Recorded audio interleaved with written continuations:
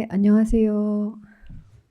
동아문화연구소 또 연합전공 동아시아 비교인문학 공동 주최로 시작하는 동아시아 특강 사회를 맡은 종교학과의 김지연입니다. 오늘은 종교학과의 이성춘 교수님께서 함석헌의 CR 사상과 현대 정치 공동체를 주제로 강연해 주시고자 합니다. 간략하게 소개를 드리면은 이성춘 선생님께서는 오하이오 대학에서 동남아시아 석사를 하시고 템플 대학에서 종교학 박사를 하시고 2008년부터 10여 년간 필리 대학의 종교 철학과 교수로 역임하셨습니다.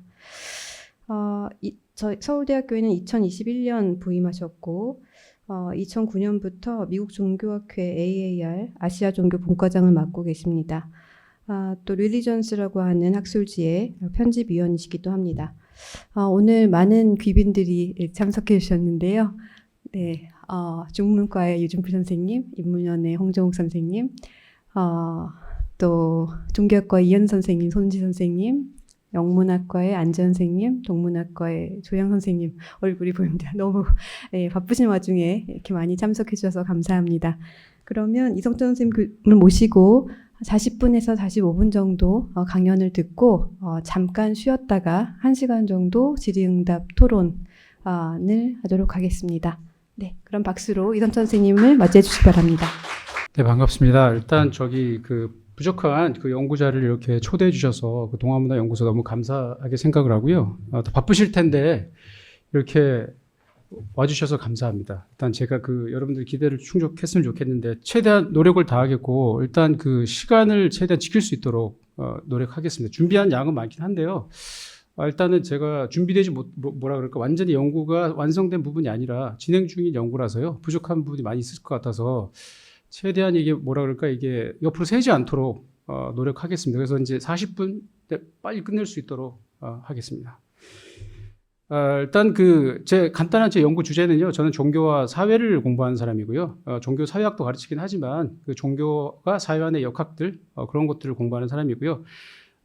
특별히 관심 있는 것은 이제 한국적 종교 연구나 종교 사상, 그 종교 현상 이런 것을 이제 한국이 아닌 다른 나라에 와 대화할 수 있는 그런 좀 기회를 많이 만들어야 되겠다 이런 소신을 가지고 있는 사람이고요. 그래서 이제 한국적 종교와 보편적인 이론적인 프레임을 사용해서 이제 외국 학자들하고 소통하는 걸 좋아하는 사람입니다. 그래서 제가 이제 신종교도 공부하고 세계주의도 공부하고 시민종교도 하는데요. 이제 본질은 이제 한국적인 것을 가지고 와서 외국과 대화를 한번 해보자 이런 것이 이제 제 연구 아젠다 중에 하나고요. 오늘은 근데 함석헌에 관해서 얘기할 것이고요. 근데 시민종교라고 하는 그 종교 사회학적인, 종교학적인, 정치학적인, 역사학적인 이 담론을 가지고 함석헌 저 존칭을 생략하겠습니다. 그 함석헌을 불러서 이제 대화를 좀 해서 이 시민종교라고 하는 이 담론을 아시는 분들과 함께 소통해 볼 수 있는 그런 기회를 만들고 싶어서 이런 연구를 하고 있고요. 그래서 이제 일단은 시민 종교가 무엇인지 한번 정의를 내려보고 거기 함석헌의 사상을 한번 가지고 와서 그 지위를 한번 평가해보는 그런 시간을 가졌으면 합니다. 이 지금 그 파워포인트 영어로 되어 있는데 이유는 제가 이거를 작년 11월 달에 예일 동아시아 센터에서 특강을 했는데요. 그때 썼던 그 주제라서 동일한 주제라서 한국말로 번역할 시간도 없고 해서 그냥 이걸로 쓰니까 양해를 좀 부탁드립니다. 근데 한국말로 하니까 특별한 문제는 없을 거라고 생각이 들고요. 세 주제로 나눌 건데 오늘의 그 내용은요. 첫 번째는 함석헌에 관해서 아마 70, 80 이후에 대학을 다니신 분들은 좀 익숙하지 않을 것 같아서 아직까지 함석헌에 관한 간단한 소개를 좀 하고 그리고 시민종교가 무엇인가, 시민종교의 담론이 무엇인가에 관한 이제 제 생각, 제 평가를 먼저 얘기를 해드릴 거고요. 이게 상당히 문제가 많이 되는 거라고 저는 생각하는데 제가 이제 제 개인적인 평가는 부족한 평가이기만은 시민종교에 관한 다양한 이해가 있고요.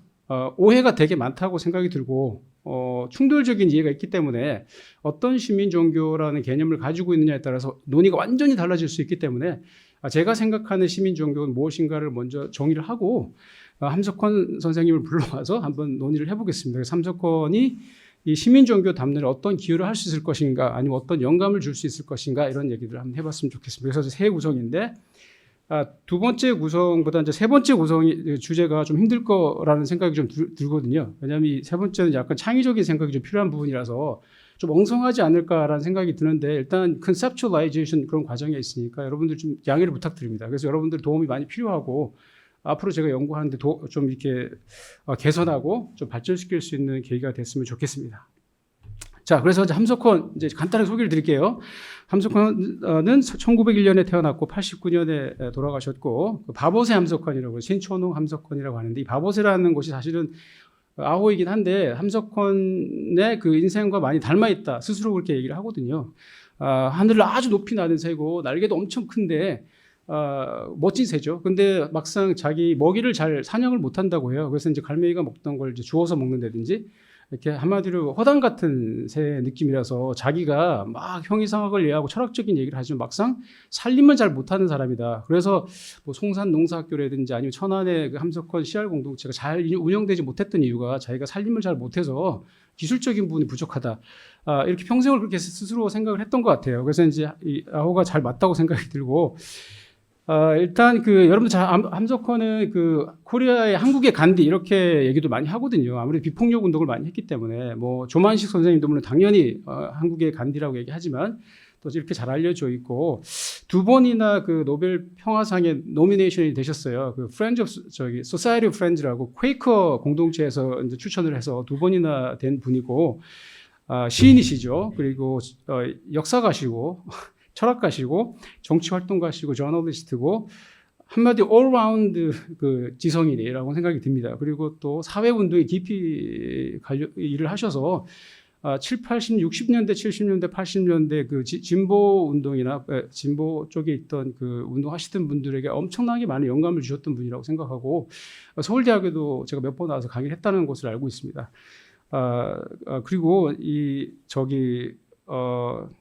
2002년에 대한민국 건국 포장상을 받으셨고 그리고 국립서울현충원에 이제 안장되어 계시고요.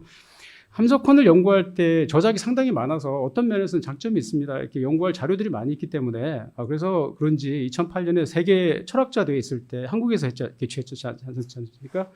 그래서 이제 한국에서 나름대로 한국을 대표하는 철학자를 소개할 때 이제 아무래도 개최국이니까 그때 그 유영모 선생님하고 이제 함석헌을 소개를 한 세션을 가졌었거든요. 그만큼 이제 제 생각에는 이야기할 거리가 많아서 그런 장점이 있었지 않나 이렇게 생각이 듭니다. 그래서 이제 지금 현재는 함석헌 저작집이 한길사에서 나와 있는데요. 이게 30권인가 그렇고요. 그 전에는 20권짜리가 있긴 했었습니다. 90년대에 있었던 게. 그리고 2009년대 30권짜리가 나왔는데요. 그 함석헌 기념사업회에서 약간 문제가 좀 있다고 해서 이제 새로 이제 하려고 하는데 제가 그 얘기까지 하려니 너무 길어져서 일단은 멈추고 그런 저작들이 있어서 이 저작을 토대로 제가 글을 썼고요. 옆에 저 그림이 보이는 그 책 그림이 저기 함석헌 카즈모파워튼 비전이라고 쓴 책이 이제 제 모노그래프인데요. 2020년도에 썼던 책이고요. 흥미롭게도 함석헌을 연구하신 수많은 학자들이 있는데요. 그 모노그래프이 영어로 나와 있는 게 없어요. 그래서 제가 거의 처음이 아닌가 생각이 들고요. 김성수 선생님께서 하신 게 이제 박사 논문 이제 한국에 번역됐다가 영어로 이렇게 나온 게 있는데 그 모노그래프를 쓴데 제가 나름대로 처음으로 썼다라는 나름대로 의미를 생각하고요. 제가 활용한 자료는 함석헌의 외손자 되신 정연필 선생님의 그 웹사이트 따로 아카이브가 가지고 계신데요. 그 바보새 함석헌 요 웹사이트에 그래서 따로 제가 디지털로 다 이제 그 한길사에 있던 그 자료의 중보판 32권에 30권이 아니라 42권짜리 전집이 있는데요. 그걸 활용해서 제가 연구를 좀 하고 있고요. 제가 너무나 많은 도움을 받고 있다 이렇게 말씀을 드리고 싶습니다. 그러면 함석헌 선생님을 간단하게 소개해야 되니까 스테이지가 4개 정도로 나눌 수 있는데 김경재 선생님이 2002년도에 쓰신 논문에 나와 있는 내용으로 제가 간단하게 소개드리면요. 1901년부터 23년도 함석헌 선생님께서 용천에서 태어나셔서 평안북도 용천에서 태어나셨고 거기서 이제 자라나시고 거기서 이제 중등 고등교육 같은 걸 받으셨죠. 거기서 이제 그 독일 수학교, 양시 중학교 그리고 평양 고보 다니고 나중에 이제 3.1운동 이제 독립운동하고 이제 반성문을 쓰기 싫어서 결국 이제 평양 그 고등학교를 다 들어가지 않고 이제 친척의 권유로 함석은 선생을 알고 있는데 친척의 권유로 오산학교 이승훈이 세운 오산학교 민족학교에 들어가서 이제 거기서 졸업을 하게 되죠. 거기서 이제 가장 본인에게 영향을 많이 끼쳤던 그 이승훈 교장이죠. 이승훈과 그 유영모 선생을 만나게 되는데요. 사실 함석헌 지성에 엄청나게 많은 지분을 가지신 분이 유영모다 이렇게 얘기할 수 있겠습니다. 뭐 따로 시간을 제가 뺄 수는 없고 CR 철학 자체도 유영모 선생님의 그 사상에서 많이 영감을 받았고 실제로 이제 함석헌 선생도 그렇게 얘기했고요. 그래서 그때 이제 이 어린 시절은 이렇게 보냈고 두 번째 시기가요. 24년부터 28년까지 일본에 유학을 갔었거든요. 동경 고등사범학교죠. 선생이 되기 위해서. 그래서 4년간 공부를 하고 이제 28년도에 이제 한국으로 돌아왔다고 생각이 듭니다. 여기서 이제 그 우치무라 간조를 만나면서 이제 무교회주의라든지 비폭력 운동의 영향을 많이 받고요. 거기서 또 같이 공부하던 그 오산학교 동문이죠. 김교신과 함께 성서조선이라는 동인지를 만들어서 같이 이제 글쓰기 활동도 이제 시작하고, 그리고 나중에 이제 28년 이후에 돌아와서 오산학교에서 28년에서 38년까지 10년 정도를 이제 역사교사로서 가르쳤고요. 세 번째 스테이지는 이제 그 여러 가지 사건, 민족운동 사건, 그리고 뭐 반공 사건과 연루가 되셔서 옥고를 또 치르시고, 그래서 한 48년경에 이제 북한에서 이제 남한으로 내려오시고 또 50년대에는 이제 전쟁을 겪으시고, 그리고 마지막 스테이지는 56년부터 뭐 89년도까지는 여러 가지 이제 한국의 역사의 격번을 경험하시잖아요. 이제 그 민주화 운동, 이승만부터 정권부터 시작해서 박정희, 뭐 전두환까지 이런 정권의 이제 정치적인 문제를 겪으면서 지성인으로서, 지식인으로서 활동을 아주 많이 하신 분이고, 그리고 그 정권에 대한 도전하는 글도 많이 쓰셨죠. 여기 한국 기독교는 무엇을 위해 사는가 1950년도 이 글이 나중에 윤영중 신부랑 카톨릭 윤영중 신부랑 큰 논쟁도 일으키고 했던 글이고요. 열심히 사신 분이죠. 그 생각하는 백성이라야 산다. 그리고 5.16을 어떻게 볼 것인가 1961년 이 글도 아주 좀 그 문제가 많이 되었던 글이고요. 그래서 아주 그 사회적으로 열심히 사회 문제에 참여하셨던 그 지식인이었고 또 신앙인이었었죠. 쭉 그냥 요약을 했는데요. 이제 다 제가 설명을 드릴 수는 없고, 혹시 좀 궁금한 게 있으면 나중에 토의 시간에 또 더 얘기하면 될 것 같아요. 함석헌 이 일생에 관해서는 뭐 3.1운동 1947년도에 이제 그 감옥수에 옥생활 하셨던 것, YMCA에서 강의를 많이 하셨던 거, 그죠? 1948년 이래로.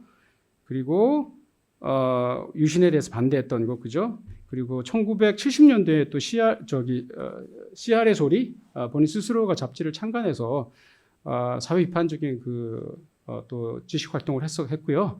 여기에 참여했던 많은 저자들, 안병무 신학자죠, 장주나 김동균, 김영준, 법정 스님 같은 훌륭한 분들이 함께 또 글쓰기 작업도 같이 하셨고, 민주화 운동을 위해서 열심히 하셨던 분이시죠.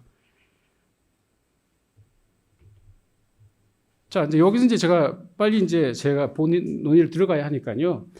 함석헌과 시민 종교인데, 일단은 제가 대체 종교를 어떤 관점으로 출발을 해야 될 것인가, 이 논의를 일단 종교를 어떻게 생각하는가 정의부터 먼저 제가 좀 공유를 해야 될 것 같다는 생각이 들어요.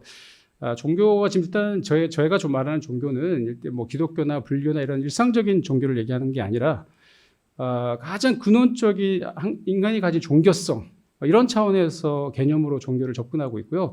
함석헌도 그런 관점에서 종교를 봤거든요. 그래서 굳이 이제 그 이론가를 좀 불러온다면 그 덜카임 있죠. 듀이갱의 그 종교 이론, 종교와 사회가 뭐 동일한 거 아니냐.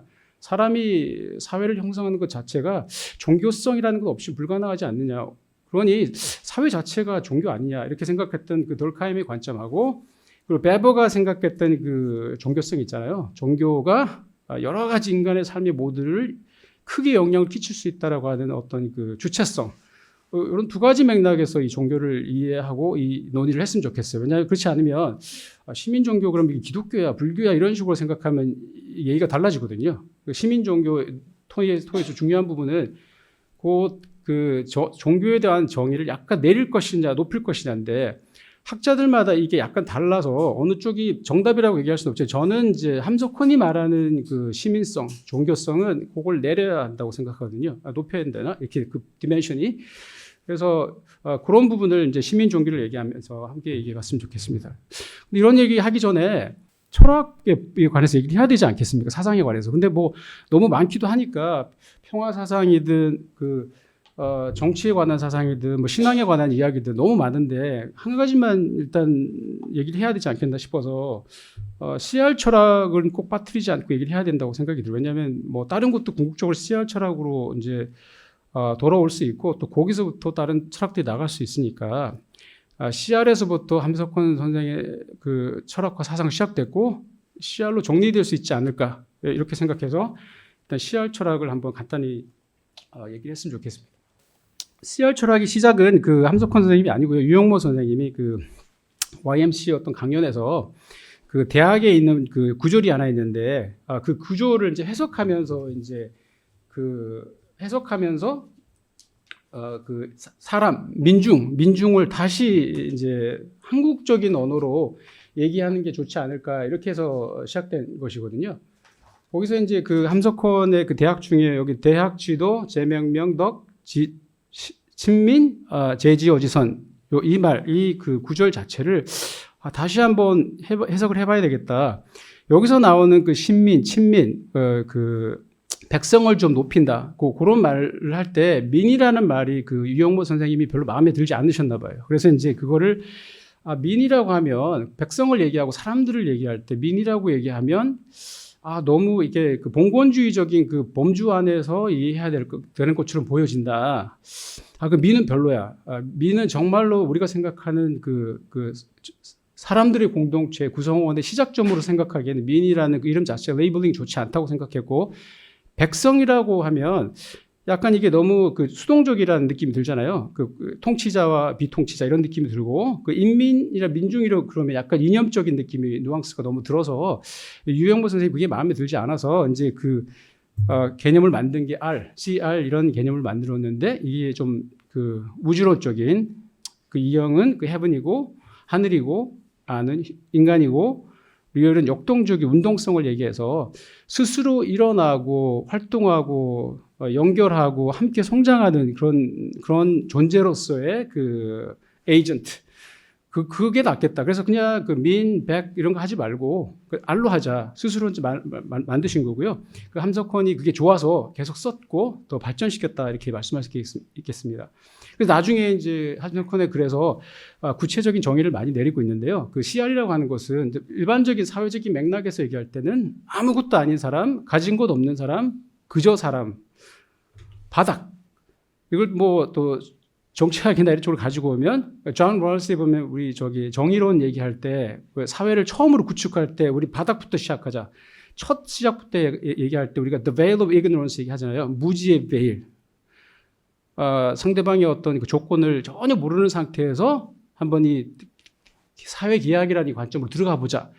그런 거 얘기할 때 이제 모르고 시작하는 거잖아요. 당신이 백인이고 흑인이고 뭐 나이가 어떤지 모르는 상태에서 한번 사회를 구성할 때 우리가 한번 얘기를 한번 해보자 이런 건데 제가 이걸 이제 함석헌을 이렇게 가지고 오면은 모르고가 아니라 함석헌 알고 시작하는 거죠. 내가 누군지 awakening 그죠? 그 깨닫고 CR이라는 걸 깨닫고 시작을 하는 거죠. 생명이라는 걸 깨닫고 그 맨 사람이라는 것을 깨닫고 이제 시민 공동체를 시작하고 시민 공동체에 관한 이야기를 해보자. 이렇게 되는 거죠. 자, 그러면 이제 그 시민 종교를 다시 한번 좀 더 들어가 보긴 할 텐데요. 그럼 대체 이제 그 시민 종교는 무엇이냐? 시민 종교에 관한 얘기는 일단 종교와 정치관의 관계에 관해서 이제 얘기가 좀 시작됐다고 볼 수 있는데요. 뭐 고전들로 많은 그 고전 학자들이 종교와 정치관의 관계를 얘기하고 종교의 그 유용성, 효과성 이런 얘기들 했잖아요. 근데 그 중에 이제 그 비슷한 얘기들을 많이 했었어요. 그 마키아벨리나 합스나 록 같은 사람들이 사회 계약론이나 이제 아니면 군주론의 어떤 그 당위성 뭐 이런 얘기를 하기 위해서 많은 얘기를 했지만 그 루소는 그 사회 계약론이라는 그 책에서 그 네 번째 책에 8장에서 시민 종교라는 그 레이블을 딱 던지고 제목을 던지고 디스커션을 하거든요. 긴 디스커션은 아니지만 그래도 그가 했던 그 유명한 사회개혁론이라는 그 책에서 제일 마지막에 그 따로 그렇게 했다라는 건 큰 의미가 있다고 저는 생각이 들거든요. 그러니까 안정된 정치 공동체를 구축하기 위해서 종교성이 필요하다는 거, 최소한의 종교성, 관용이 있는 종교성이 필요하다 정도 얘기하고 그분은 돌아가셨어요. 그분은 이제 그 이후로 얘기를 하진 않았는데 그 이후에 나중에 1967년에 그 로버트 벨라가 이제 Civil Religion in America라는 그 논문을 그 데달러스라는 그 저널에다 냈거든요. 그때 이후로 이제 이 시민 종교의 담론이 좀 구체적으로 활발하게 이제 종교 역사학이나 종교 사회학이나 이런 쪽으로 얘기가 많이 되기 시작을 했었습니다. 그래서 이제 항상 이제 시민 종교를 쓸 때 벨라를 꼭 인용을 하긴 하거든요. 어찌됐든지 간에. 그래서 이제 벨라가 1967년대 그 논문에서 했던 말은 루소를 끌어오면서 루소가 시민 종교라는 얘기를 했는데 내가 생각할 때 시민 종교는 이런 것 같아. 어떤 거냐? 기독교나 이렇게 유교, 불교 이런 게 아니라 미국 사회를 바라보면 미국 사회의 정치 공동체, 시민 공동체를 구축하고 있는 보이지 않는 신성한 상징 체계와 체계가 존재한다. 가치가 존재하고 그 이상이 존재하고 근데 그건 그 기독교 이런 것이 아니라고 얘기를 하는 것이죠. 그래서 정치 안에 공동체 안에 종교적인 디멘션이 보인다라는 거예요. 자기 눈에는. 뭐 다른 분들은 안 보였을 수 있겠지만 그 사람한테는 보였는데 그 예를 드는 게 이제 케네디의 그 수락 연설 1961년인가요? 수락 연설 때 하나님이라는 말이 몇 번 언급되거든요. 3번 정도 언급이 되는데 그 맥락 자체가 기독교의 하나님은 아니거든요. 수락 연설에서 말하는 그 하나님이라는 것이 주로 미국이라는 그 공동체 운명을 얘기할 때 아니면 앞으로 나아갈 방향성을 얘기할 때 God을 얘기하거든요. 하나님을 끌어들이거든요. 그 게티스버그 링컨이 1863년에 그 유명한 연설을 할 때 뭐 6만 명이 이미 그 당시만 6만 명이 죽었었는데 시민전쟁 때문에 그 죽은 자의 그 무덤을 기념하면서 이 연설을 할 때 그 연설할 때 그 성스러운 내러티브 있죠. 죽은 자 그리고 산 자 그리고 성스러운 그 의무를 다해야 되는 우리 미국인들 앞으로 어떻게 나아가야 할 것인가 이런 그런 성스러운 담론들 그런 담론을 하기 시작했고 그리고 또 벨라가 언급하는 거 예를 들면 뭐 캐피털 같은 거 있잖아요. 그 의사당 안에 들어가면 로텐다가 이렇게 있는데 그 로텐다 그 원형 그 타원 그 지붕 위에 보면은 그 워싱턴의 그 그림이 있거든요. 그 그림 옆에 이제 자유의 신, 뭐 정의의 신의 여신들의 그림도 같이 있고 하늘로 승천하는 그림인데 워싱턴이 있단 말이에요. 그리고 뭐 기술을 대표하고 과학을 대표하고 이런 여러 가지 그 문명을 대표하는 신들의 그림도 함께 같이 있거든요. 한마디로 워싱턴을 신격화하는 건데 여기서 이제 중요한 거는 벨라가 얘기하고 싶은 거는 정치가를 신격화한다는 의미가 아니고 그 정치 공동체의 이야기, 스토리텔링에 신성한 게 있다라는 것이죠. 신성하게 만든다는 것이죠.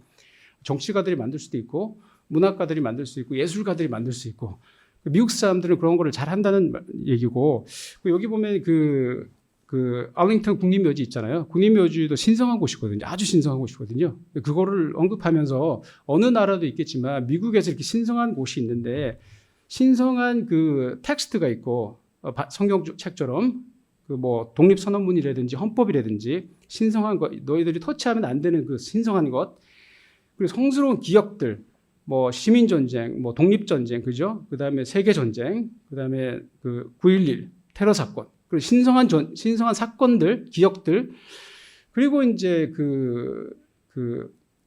프리스트들이 있죠. 정치가들이 되겠죠. 링컨이나 아니면 뭐 오바마나 뭐 케네디나 이런 그런 사람, 내러티브를 구축해서 소통하는 사람들. 그런 신성한 존재죠. 어떻게 생각해요? 신성한 존재, 승려 같은, 성직자 같은 존재, 이 정치 공동체에 대해서. 그리고 이제 이렇게, 성스러운 장소들. 그죠? 이런 장소들이 있는데, 이런 것들이 종교적인 디멘션이다, religious dimension이다, 이렇게 얘기를 하는 것이죠. 근데 저는 이제 여기서 중요한 게, 여기까지는 어떻게 생각하면 이해가 되는데, 저는 이 한 가지를 더 추가를 하고 싶거든요. 이게 제가 만든 생각은 아니고요. 이게 강조가 되는데, 벨라가, 저는 많은 그 시민 종교 학자들이 이걸 놓치고 있다고 생각하거든요.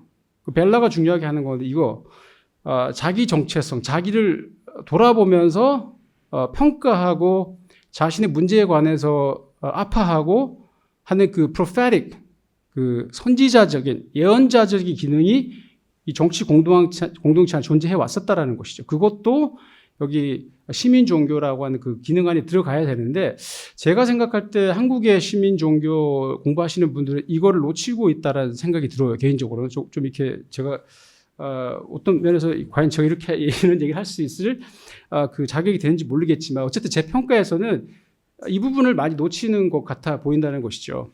예를 들면 그 미국에는 라인홀 리버 같은 사람들은 이 미국의 프로페서로 유명하거든요. 보통 정치가들이 누구를 제일 존경합니까 물으면 뭐 오바마든지 부시든지 힐러리든지 리버입니다 이렇게 얘기하거든요. 많이. 왜냐하면 리버는 그 미국의 정체성에 관해서 이야기를 많이 했던 사람이에요. 그 좋은 점도 얘기했지만 문제점들, 미국의 죄들, 그죠? 그 대표적인 책이 The Irony of American History인데요. 여기서 이제 미국이 좌와 우에서 계속해서 이렇게 왔다 갔다 하는 거 있죠. 이념주의, 뭐 국가주의, 그리고 여기 너무 자유주의, 리버럴, 이 양대 이념적인 이 펜줄럼 속에서 미국의 정체성을 다시 한번 항상 이렇게 평가하려고 하는 시도를 했었거든요. 그래서 저는 이 예언자적인 기능이 중요하다 이런 생각을 좀 했습니다. 그래서 그러기 위해서는 이 제레마이아가 나중에 제가 설명을 드릴 텐데요. 그 위기와 고통, 괴로움 이것에 관해서 이제 어떻게 우리가 평가하고 반성할 것인가 이런 부분이 나오거든요.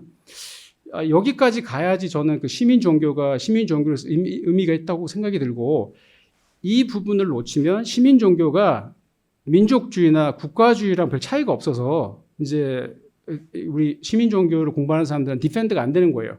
아니 네가 말하는 거 민족주의 아니냐, 내셔널리즘 아니냐. 예를 들면 지금 미국에 그 새로 등장하는 게 그 크리스천 내셔널리즘이라는 거 있잖아요. 기독교 민족주의.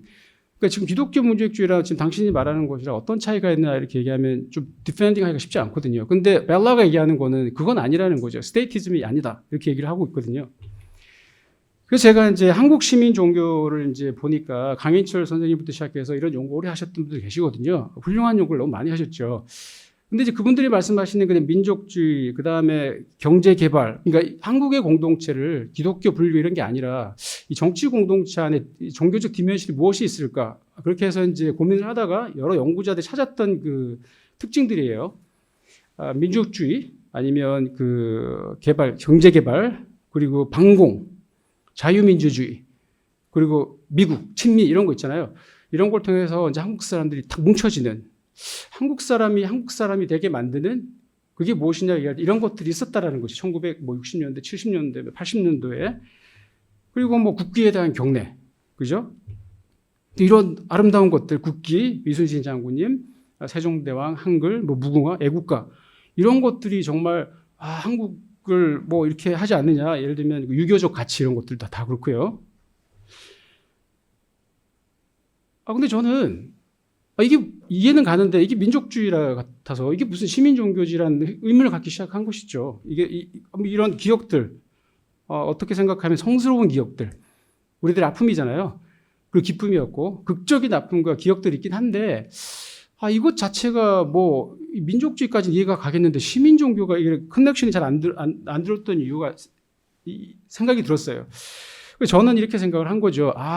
우리가 그 벨라가 얘기한 그 미국 사회의 아팠던 기억들, 그리고 그 다양한 기억들을 내러티브로 구축해서 국민들하고 소통하던 이 선지자들, 정치 선지자들, 내레이터들이 있죠.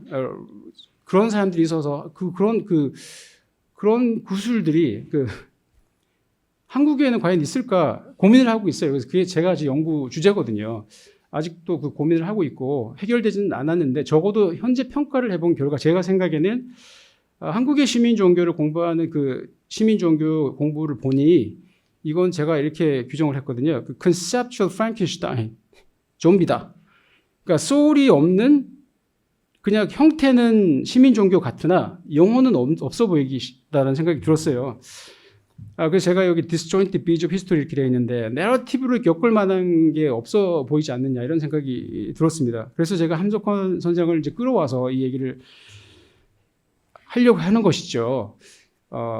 그래서 함석헌 선생의 그 CR 철학을 봤더니 이제 이분은 그 종교와 그 정치 공동체의 조화를 좋아했던 분이거든요. 실제로 삶도 그렇게 신앙인이었으면서 분리했지 않았던 사람이라서 어떻게 생각하면 시민 종교에 가장 최적화된 삶을 살지 않았나 이렇게 생각이 들어서 그래서 이분은 이 우주가 하나고 CR이 우리 모두가 CR이고 이런 생각을 가지고 있잖아요. 시민성으로서의 CR 그죠? 그리고 고통에 관해서 상당히 중요하게 생각했던 분이라서 그 한국의 역사를 바라볼 때 영웅주의로 보는 것이 아니라 민중에서 역사를 보려고 좀 신경을 썼던 분이고 그리고 고난의 역사를 강조했던 분이잖아요. 그 역사 이면에 흐르고 있는 그 뜻을 찾으려고 했던 분이라서 이분이 사실은 한국의 시민 종교를 얘기할 때 좀 제일 좋은 캔디데이트이 아닐까 생각이 들었습니다. 그래서 이분이 1959년에 실제로 그림을 그리셨어요. 이렇게 제가 만든 게 아니에요. 이거 함석헌 선생이 실제로 그렸던 그림이에요. 하나님, 사탄, 뭐 종교, 윤리 이런 것들이 이렇게 같이 연결되어 있는 하나로 스스로 이렇게 시각화를 하셨어요. 그래서 이제 정치라 함은 평하게 만드는 것이고 종교는 깊임을 드러내는 거니 이게 십자가처럼 이렇게 하나로 정치는 평하게 하고 종교는 곧게 만드는 것이라서 이게 함께 같이 가야 된다는 얘기죠. 근데 여기서 말하는 중요한 것은 여기서 말하는 종교라고 하는 것은 기독교, 불교 이런 종교는 아니라는 것이죠. 적어도 이제 1950년도 이후에 그 함석헌에게 있어서는요. 여기서 그림도 어렵게 보이긴 하지만 히읗은 하나님이고요. 그 니은은 나. 그리고 니은 다시 이렇게 있는 거는 이제 내가 하나님 축을 통해서 나아진 자아를 얘기하는 거고요. 움직이는 나. 그러니까 CR이 되는 자아죠.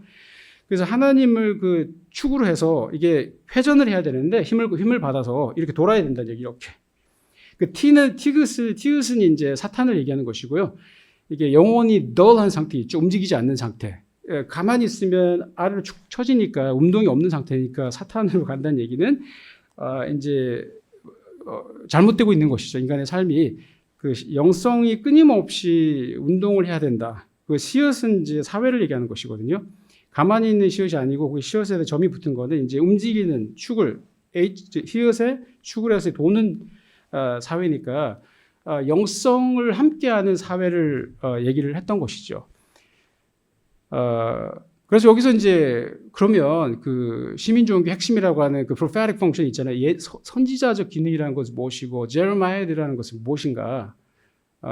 그 얘기를 제가 다시 한번 해봤으면 좋겠는데 이게 미국에도 얘기했으니까 아까 말씀드렸지만 제레마야라는 것은 이게 약간 이게 성서를 이제 공부하시는 분들이 옛날에 유대인들이 이집트에서 나와서 이제 광야에서 뭐 38년, 40년 동안 고난을 받으면서 타락하잖아요. 그때 이제 선지자들이나 모세나 그리고 나중에 이제 가나안 땅 들어갈 때 선지자들이 이스라엘 사람들한테 그들의 도덕적 타락과 영성의 타락을 보면서 한탄을 하면서 경고하는 거거든요. lamentation이거든요. 제레마야라는 것이 공동체를 다시 세우기 위한 예언자의 부르짖음이 제레마야인데 미국의 시민 종교에 있어서는 그런 게 계속해서 이렇게 문학, 예술, 스토리텔링에서 보여진다는 얘기죠. 예를 들면 존 윈트롭 청교도 17세기 청교도의 대표적인 매사추세츠 베이 카우니를 세우신 분인데요. 이 사람이 유명한 연설을 했잖아요. City upon a hill. 그러니까 이제 언덕 위에 도시를 짓기 위해서는 우리가 어떻게 해야 돼? 하나님의 뜻을 따라야 하는데 당신들이 제대로 하나님의 뜻을 따르지 않으면 이 시티를 세울 수 없다라고 얘기하는 거잖아요. 그게 제레마야거든요, 사실은. 경고이기도 하죠, 사실은. 아니면 18세기에 조나탄 에드월, 여기 이제 기독교 목사가 이제 타락하고 도덕적으로 타락하고 영적으로 타락하는 미국인들을 보면서 우리가 회복해야 된다. 우리가 이렇게 살면 미국의 정체성을 잃어버릴 수 있다. 이렇게 또 제레마야를 했죠. 링컨도 마찬가지고 뉴저지 카нг레스에서 이렇게 연설을 했는데요. 미국 사람들 향해서 almost chosen people 이렇게 얘기했어요. 우리가 chosen people이 아니고 almost. 이게 시민 전쟁이 발발하기 바로 전달이 2월 달이거든요. 1861년인가니까 한 몇 개월 전에 이 연설을 했던 거예요. 하나님의 말씀을 우리의 미국의 운명을 다시 생각하고 정체성에 관해서 제대로 생각하고 하나가 되지 않으면 큰 일이 발생한다고 경고를 한 거죠.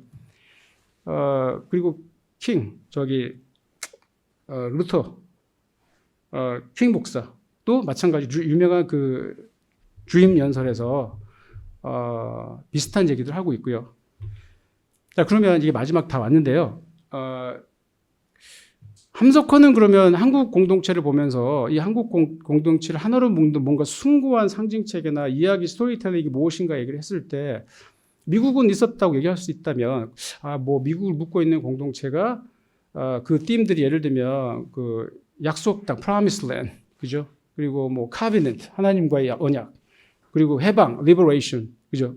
그 노예 제도라든지 아니면 그리고 자유와 인권을 위해서 우리 미국이 세워졌다. 가치를 위해서 세워진 나라이기 때문에 그것을 향해 나아가는 것이 아주 성스러운 의무이다. 뭐 이런 게 있다고 하면 그런 것들을 정치 선지자들 실제로 뭐 신학자일 수도 있고 다양한 지성인들이 이런 레토릭들 해와서 이게 스토리텔링을 만들었는데 한국은 그럼 뭐냐? 적어도 함석헌한테는 이런 나름대로 그 이상향은 있긴 있었던 것 같아요. 그 이상향이라는 거라기보다는 함석헌은 그 뜻으로 본 한국 역사에서 자기 얘기를 하기보다는 그 고대 문서, 그 외국 문서들 있죠. 그 산해경 같은 문서나 이게 삼국지나 뭐 이런 여러 외국 문서들을 가지고 와서 고대 문서 거기서 한국을 평가하는 것을 그대로 활용을 해요. 한국은 이런 민족 아니냐, 인해 민족이 아니냐, 친절하고 소박하고 그죠, 겸손하고 평화의 민족이고 주로 우리는 서로 겸손하며 싸우기를 좋아하지 않고 그리고 평화를 사랑하는 민족이고 날렵하며 조심성이 있고 그리고 존엄성이 있고 그리고 다른 사람들의 헐뜯는 말도 잘 안 하는 민족이다. 그죠? 그리고 우리의 그 성도 대부분 그 덕하고 관련돼 있는 그런 성을 가지고 있는 민족이다. 물론 함석헌이 한 얘기지만 이건 함석헌이 얘기한 얘기고요. 덕스러운 민족이라는 얘기죠. 한국 민족이 사랑스러운 민족, 사랑하는 사람들, 이웃에게 친절한 사람들. 그렇지만 그건 뭐 온순한 민족뿐만이 아니라 고구려의 그 대륙을 호령할 수 있는 기상도 함께 가진 민족인데 이게 망했다. 망했다는 것이 고구려가 통일을 안 하고 신라가 통일해서 망했다는 건데 어쨌든 그 포인트는 이제 그 한국이라는 나라는 이 균형이 잘 돼 있는 아름다운 민족이고 근데 우리가 어떤 이유로 해서 고통을 받기 시작을 했다는 거죠. 그래서 우리가 수많은 그 외세 침략도 받았고 했는데 제가 좀 찾아봤거든요. 몇 번 정도 침략을 받았는지 뭐 900몇 번이라고 하더라고요. 3000번이라고 하는 분도 계시고 900몇 번이라고 엄청 많이 받았다는 건데 이런 많은 고난이 결국은 나쁜 것이 아니라는 것이죠. 여기서 이제 함석헌이 여기 뜻을 본 한국 역사에서 학생들을 가르칠 때 항상 도전이 됐대요. 뭔가 한국의 위대한 것을 가르쳐주고 싶은데 노력을 하려고 해도 위선받게 되지 않는다는 것이죠.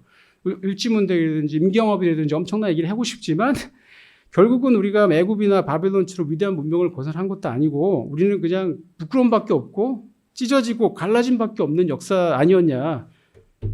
그런데 그 고난이야말로 한국이 쓰는 가시면류관이다 이렇게 함석헌은 얘기하고요. 이 세계 역사를 뒤집어 볼 수 있어야 된다.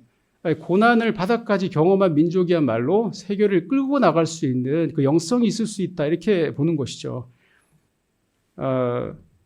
그래서 이제 그 세계 역사 전체가 인류에 가는 길 그 근본이 본래 고난이라 깨달았을 때 여태껏 학대받은 계집종으로만 알았던 그야말로 가시면류관의 여왕임을 깨달았다. 그 나중에 이제 1950몇 년도에 그 한일합방을 이제 기념했다는 게 아니라 이제 생각하면서 이제 쓴 시가 있는데요. 제가 한번 살짝 읽어드릴게요. 이걸로 마무리를 해야 될 것 같아요. 어머니 대한민국이시여, 어머니 대한민국이시여, 당신의 지극히 작은 아들의 하나요. 당신의 노한 채찍 끝에 문드러져 떨어지다 마는 이 한 덩어리 피는 울음으로 당신 발을 붙들고 어머니 대한민국이시여 영혼의 흰관 머리에 쓰시고 거룩한 양 가슴에 차시며 3000폭 치마 안에 3000만 씨알 품으시며 5000년 긴 역사의 반펄럭거리는 등잔을 지켜 밝은 날의 임을 맞이하는 한발금의 여왕이시여. 계속 글을 쓰고 있는데요. 여기서 묘사되는 그 어머니라는 나라는 고통받는 어머니 같아요. 근데 고통인 줄 모르고 님을 기다리는 어머니인데 꽃을 들고 이제 신랑을 기다리는 그 신부처럼 바깥에서 밤새 이제 꽃을 들고 길거리에서 기다리는데 사람들이 조롱을 받는 거죠. 꽃도 다 떨어지고 그래도 그 어머니는 기다리는 거예요. 계속. 그래서 이제 어머니 무엇을 못해도 이 불쌍한 시절들 한데 안으시고 한데 어우러져 통곡이라도 하게 하셔. 고려 400년에 울려다 모든 울음, 이조 500년에 울려다 모든 울음, 해방은 됐다는데 또 울지도 못해요. 슬피 울며 남아 하늘에서 불쌍히 여겨 입으실 옷과 타실 수레가 떨어져 내려올 것이에요, 어머니. 이런 얘기를 하는데 좀 두서가 없었지만 이제 정리를 다시 한번 해볼게요. 함석헌이 생각하는 그 개인성, 그 정치 공동체, 시민 공동체에 있는 개인성은 그 CR이라고 할 수 있는데요. CR을 그 생리학적으로 얘기하면 생명일 수 있고 사회학적으로 얘기하면 전일화라고 표현할 수 있는데 하나가 되는 거죠. 하나가 되는 심성. 그리고 정치적으로 얘기하면 이제 권력이 없는 사람, 맨 사람이라고 얘기하는 것이고요. 굳이 신학적으로 얘기한다면 이제 성스러운 자아인 거죠. 이 자아인데 이게 이제 이렇게 나의 가족이나 이 우리라는 하나로 확대가 되면서 이 한국의 이 정서를 봤을 때는 이거 제가 생각해 본 건데 뭐 한이라든지 뭐 정이라든지 가족이라든지 어머니라든지 문학이나 뭐 판소리나 민요나 다양한 그 미디어에서 드러나 있는 그 내러티브가 있다고 생각은 들어요. 그래서 그게 상징으로 만들어지고 그게 이제 의례나 여러 가지 표현 방식을 통해서 우리 한국 민족 안에 있어 왔는데 그게 뭔가가 있긴 한데 그게 뭔지는 이제 제가 공부를 하고 있는 중입니다. 그거는 이제 왜 제가 공부를 하고 있는 중에 이런 얘기를 하는 이유는요. 여기서 제가 맞춰야 될 것 같아서 이유는 시민 종교가 사회과학에서 다뤄질 때 문제가 좀 많이 제가 확인을 했거든요. 이제 국제사회에서 지금 국제학회에서 이렇게 시민 종교라는 개념이 사회과학에서 쿼너테이티브 스터디 하기 위해서 시민 종교라는 개념을 만들어서 한 걸 보니 그 안에 이런 뭐라 그러지? 인문학적인 감성이 있잖아요. 링컨이 말할 때 가슴을 뜨겁게 했던 것, 케네디가 연설했을 때 가슴을 뜨겁게 했던 그런 것들이 전혀 평가할 수 있는 게 없어서 오히려 이 한국의 시민종교 할 때는 그 문학가들, 예술가들, 역사가들, 그래서 한국의 큰 지적 공동체 있잖아요. 지식 공동체에서 아니면 예술 공동체, 다양한 미디어를 통해서 한국 사람을 한국 사람에게 만들고 한국 사람들이 나를 초월할 수 있고 헌신할 수 있는 민족조차도 국가조차도 이렇게 뛰어넘어서 나를 버릴 수 있는 초월할 수 있는 어떤 내러티브가 뭐가 있을까? 저는 있다고 생각하거든요. 있는 사회가 안정된 사회가 발전될 수 있는 그 토대가 있다라고 생각하고 그게 없는 사회는 쉽게 무너질 수 있지 않나 이렇게 개인적으로 생각을 합니다.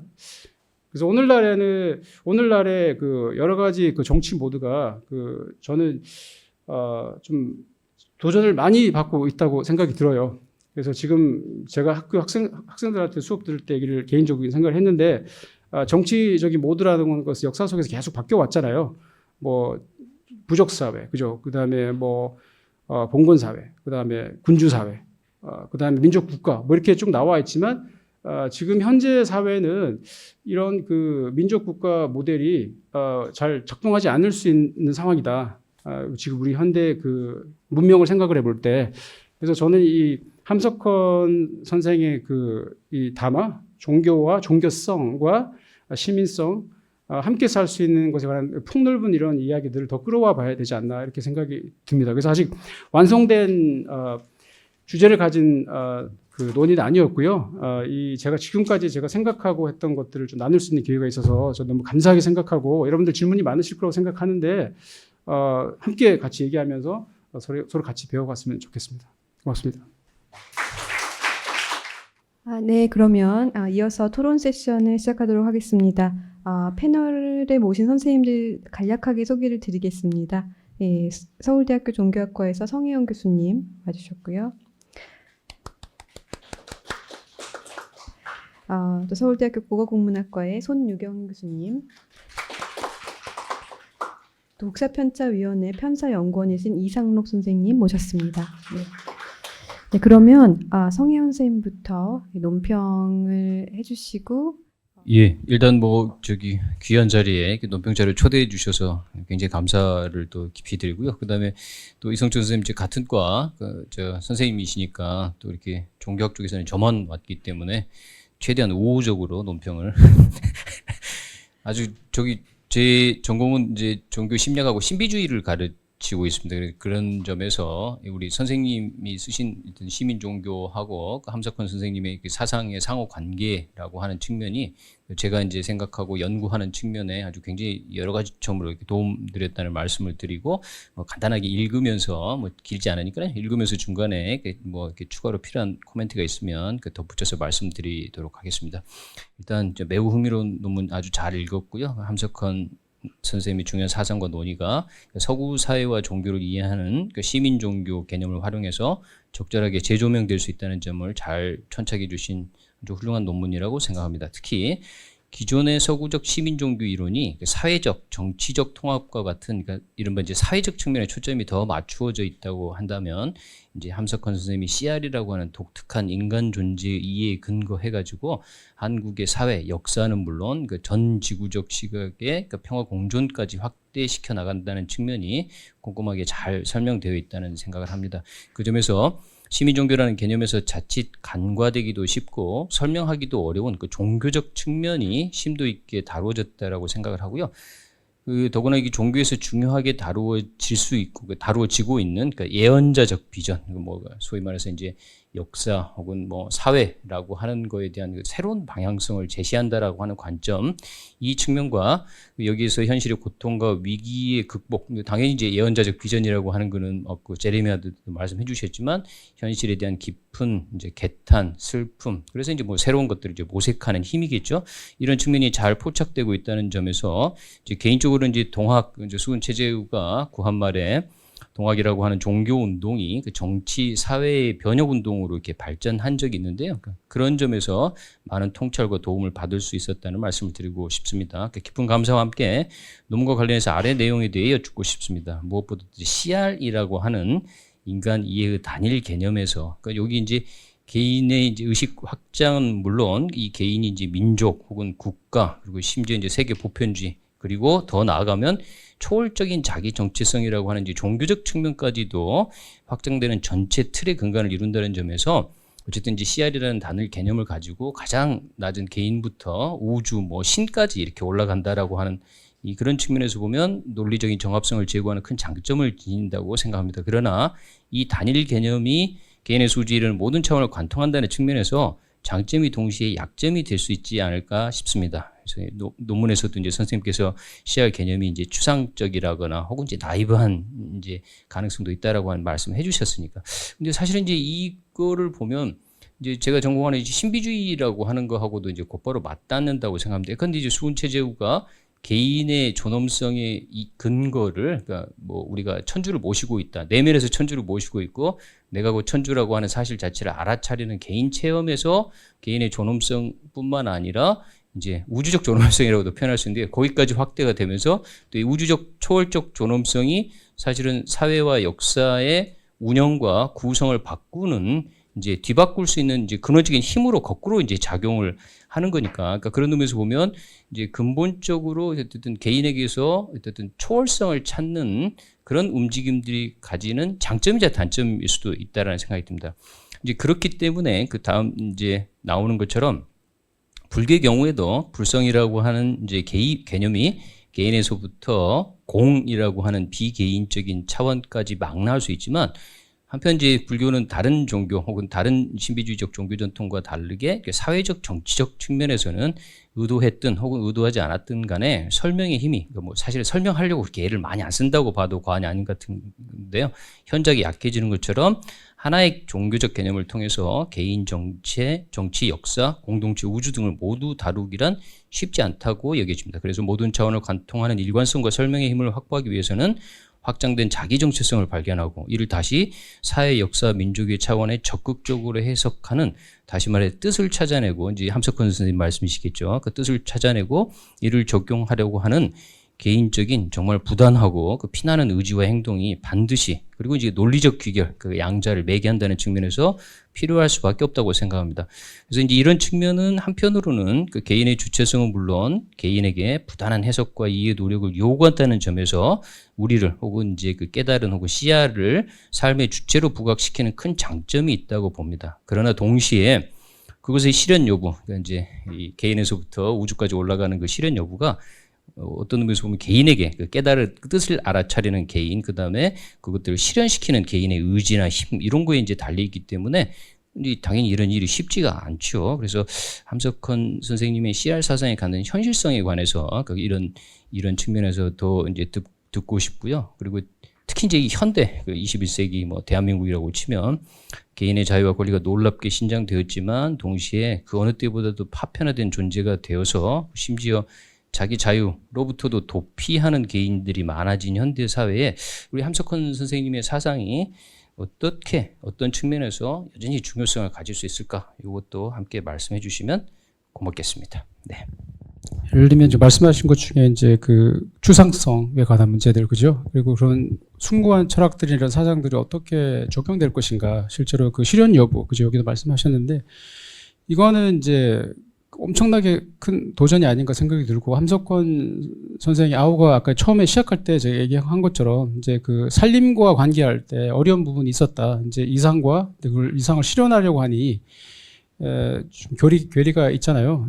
실제로 이제 자기가 정치가는 아니기 때문에, 그렇죠? 그리고 법률가도 아니고, 제 생각에는 제 생각보다 함석헌은 기본적으로 그 노동 분화 이런 거 인정은 했던 것 같아요. 정치가 해야 될 일과 교육자들이 해야 될 일과 또 사상가들이 해야 될 일이 있는데, 이제 기본적으로 어느 정도 그래머가 좀 소통하는 그래머가 비슷하게 이렇게 되어 있어야 되지 않나, 이렇게 생각이 들어서 함석헌 선생님이 말하는 그 CR의 철학, 뭐, 이런 걸로 뭐 정치 뭘 위반하자 이렇다기보다는, 대중교육이나 아니면 예를 들면 뭐, 인권이라든지 정의라든지 뭐 권리라든지 노동의 가치라든지 이런 것들이 사실은 시인들이 얘기할 수 있고 뭐 철학가들이 얘기할 수 있지만 그게 이제 정치가로 옮겨가고 교육가한테 그 레토릭이 옮겨가고 또 정책으로 바꿔지는 그 프로세스들은 분명히 있단 말이에요.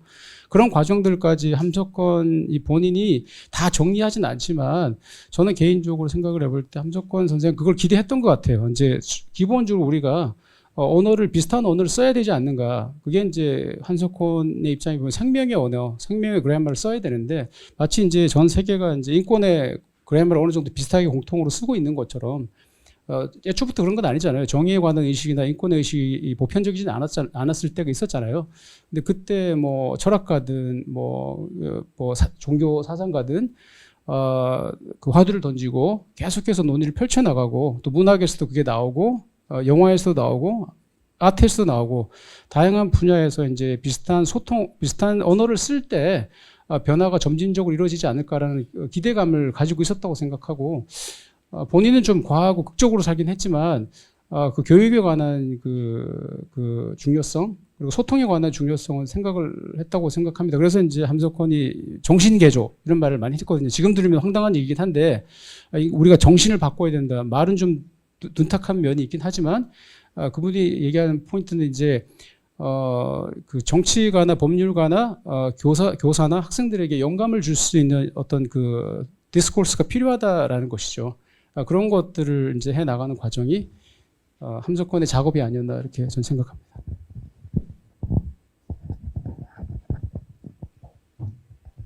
좀 지금 해주신 질문하고도 연관이 있을 것 같아서요. 그 이상록 선생님 논평을 먼저 듣고 갈까요? 네, 안녕하세요. 이상록이라고 합니다. 토론문을 어떻게 쓰다 보니까 좀 길어졌는데요. 사실은 이성청 선생님 글을 보고 함석헌을 시민종교적인 개념으로 이렇게 풍부한 해석을 할 수 있구나라는 어떤 감탄과 여러 가지 긍정적인 저의 느낌들을 토론문에 나중에 사후적으로 쓰려고 보니까 시간도 부족하고 지면도 부족한 것 같아가지고 밝히지를 못했습니다. 그런 점들을 전제하고 있다라는 점 한 가지 하고요. 두 번째는 또 제가 선생님 글을 온전히 잘 독해하지 못해서 혹시라도 좀 오독하고 지적한 부분이 있지 않을까 싶은 생각이 선생님 오늘 발표를 들으면서 들기도 했는데요. 그런 부분은 또 이제 답변해 주시면서 말씀을 해주시면 될 것 같습니다. 제가 드리고자 하는 질문은 크게 세 가지입니다. 첫 번째는 이 시민 종교로 개념화한 뭐 정치적인 것을 신성화하고 종교화한다고 하는 이러한 시도가 글쎄요. 제가 느끼기에는 선생님 조금 이렇게 상당히 긍정적인 어떤 예언자적인 기능에 긍정적인 순기능적인 측면을 강조해서 좀 말씀하고 계신 것 같아서 과연 그런 긍정성만 가지고 있을까 하는 점을 좀 짚어보고 싶었고요. 그다음에 이제 두 번째로는 좀 이걸 함석헌에 적용했을 때 시민 종교로서 함석헌의 그 텍스트들을 분석한다고 했을 때 역시 첫 번째 질문의 어떤 연장선에서 그랬을 때 혹시 좀 그런 순기능이 아닌 부정적으로 볼 수 있는 혹은 좀 문제점이나 시대적 한계의 맥락 속에서 좀 이해할 수 있는 지점은 없었을까 하는 점이었고요. 세 번째는 이제 선생님께서 주로 이제 국가주의의 폭력성 함석헌이 혹은 이제 민족주의의 문제점 이런 것들을 코스모폴리탄적인 시선에서 극복해 나간 어떤 세계주의자로서의 함석헌의 면모들을 강조하고 계시고 이제 그런 것들의 어떤 현재적 의미까지 말씀해 주고 계신데 제가 보기에는 물론 이제 그런 지점들이 분명히 있지만은 또 민족주의 혹은 그 민족주의 시대의 민족을 자기가 식민지를 경험한 사람으로서 세대로서 끌어안고 갈 수밖에 없었던 또 그런 맥락들이 동시에 고려돼야 되지 않는가 하는 이 세 가지 점을 중심으로 좀 말씀드리겠습니다. 내용이 길어서 중간중간 토론문을 좀 건너뛰면서 말씀을 드리겠습니다. 첫 번째 강인철 선생님의 그 시민종교 개론 개념 끌어들여서 이야기한 것은 이제 선생님께서 시민종교에 대해서 어떻게 보고 계신가를 이제 제 나름대로 한번 정리를 해본 건데 아까 말씀하신 거 맥락들과 연결이 되어서 첫 번째 단락은 건너뛰고요. 저는 좀 질문이 여기 안에 이제 포함된 것일 수도 있겠는데 선생님께서 좀 정치 종교 얘기는 안 하셨는데 이 시민 종교와 정치 종교가 좀 다른 개념이긴 하지만은 저는 조금 연결되는 지점이 있지 않은가. 특히 어떤 세속 정치를 신성화시킨다라는 점에서 두 가지를 관통하는 어떤 공유 지점이 있지 않나라는 생각을 해보았습니다. 어떻게 보면 상식적인 얘기지만은 역사적으로 근대 정치 체제라는 것은 이 정치의 신성화를 핵심으로 하는 시민 종교적 특성 혹은 정치 종교적 속성으로부터 자유로웠던 적이 거의 없지 않았는가 라는 생각이 들고요. 이것을 이제 민주주의와 독재의 문제로 좀 연결시켜서 생각해 본다면 그것이 상당히 대립적인 것처럼 그동안 제2차 세계대전과 냉전의 진영론을 따라서 오랜 시간 동안 인식되어 왔지만 최근에는 이 정치를 신성화시키고 신미화시킨다라는 지점에서 민주주의와 독재 사이의 거리는 생각보다 멀지 않다라는 점이 또 부각되어 오기도 했던 것 같습니다.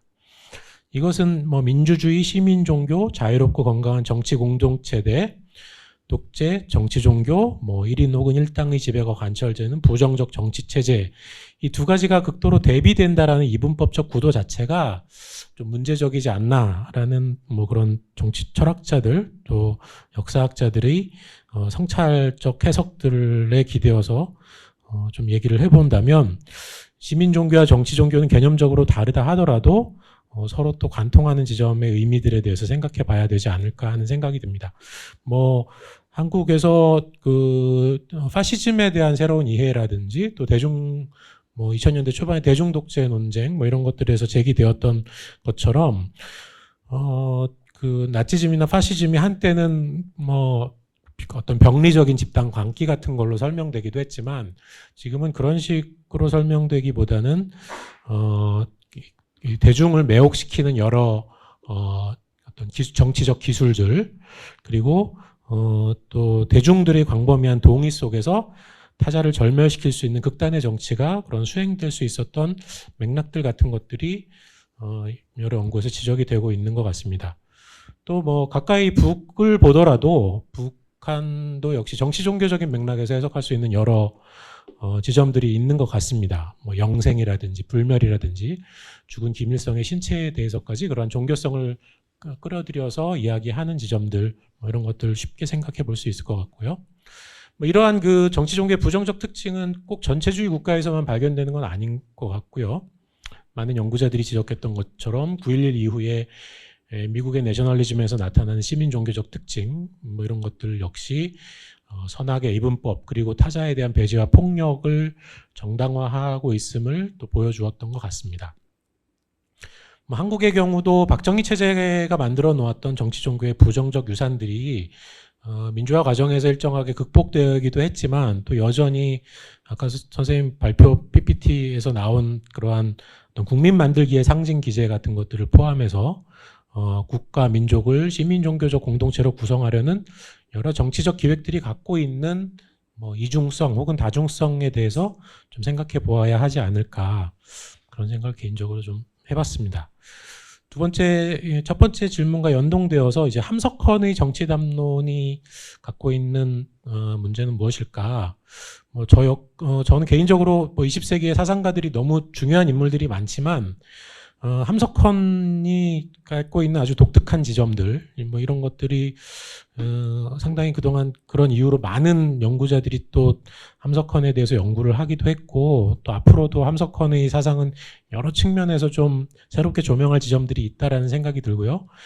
이 선생님의 이번 그 발표에서도 그러한 그 성취 그리고 새롭게 해석할 지점들이 잘 드러나고 있다고 생각이 됩니다.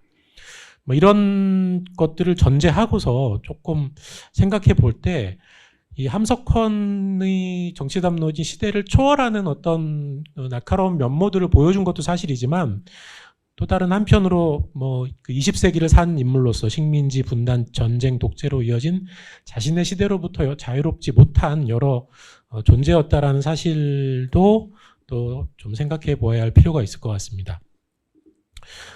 함석헌 정치 담론의 어떤 고유성과 창발성은 현실에서의 지배 담론을 그대로 인정하지 않는 종교적 초월성으로부터 나왔던 것 같습니다. 힘의 논리가 지배했던 제국주의 시대에 성서에 기대어서 고난받는 자들의 위치, 피식민자의 정의로부터 제국주의적 문명론을 비판할 수도 있었고요.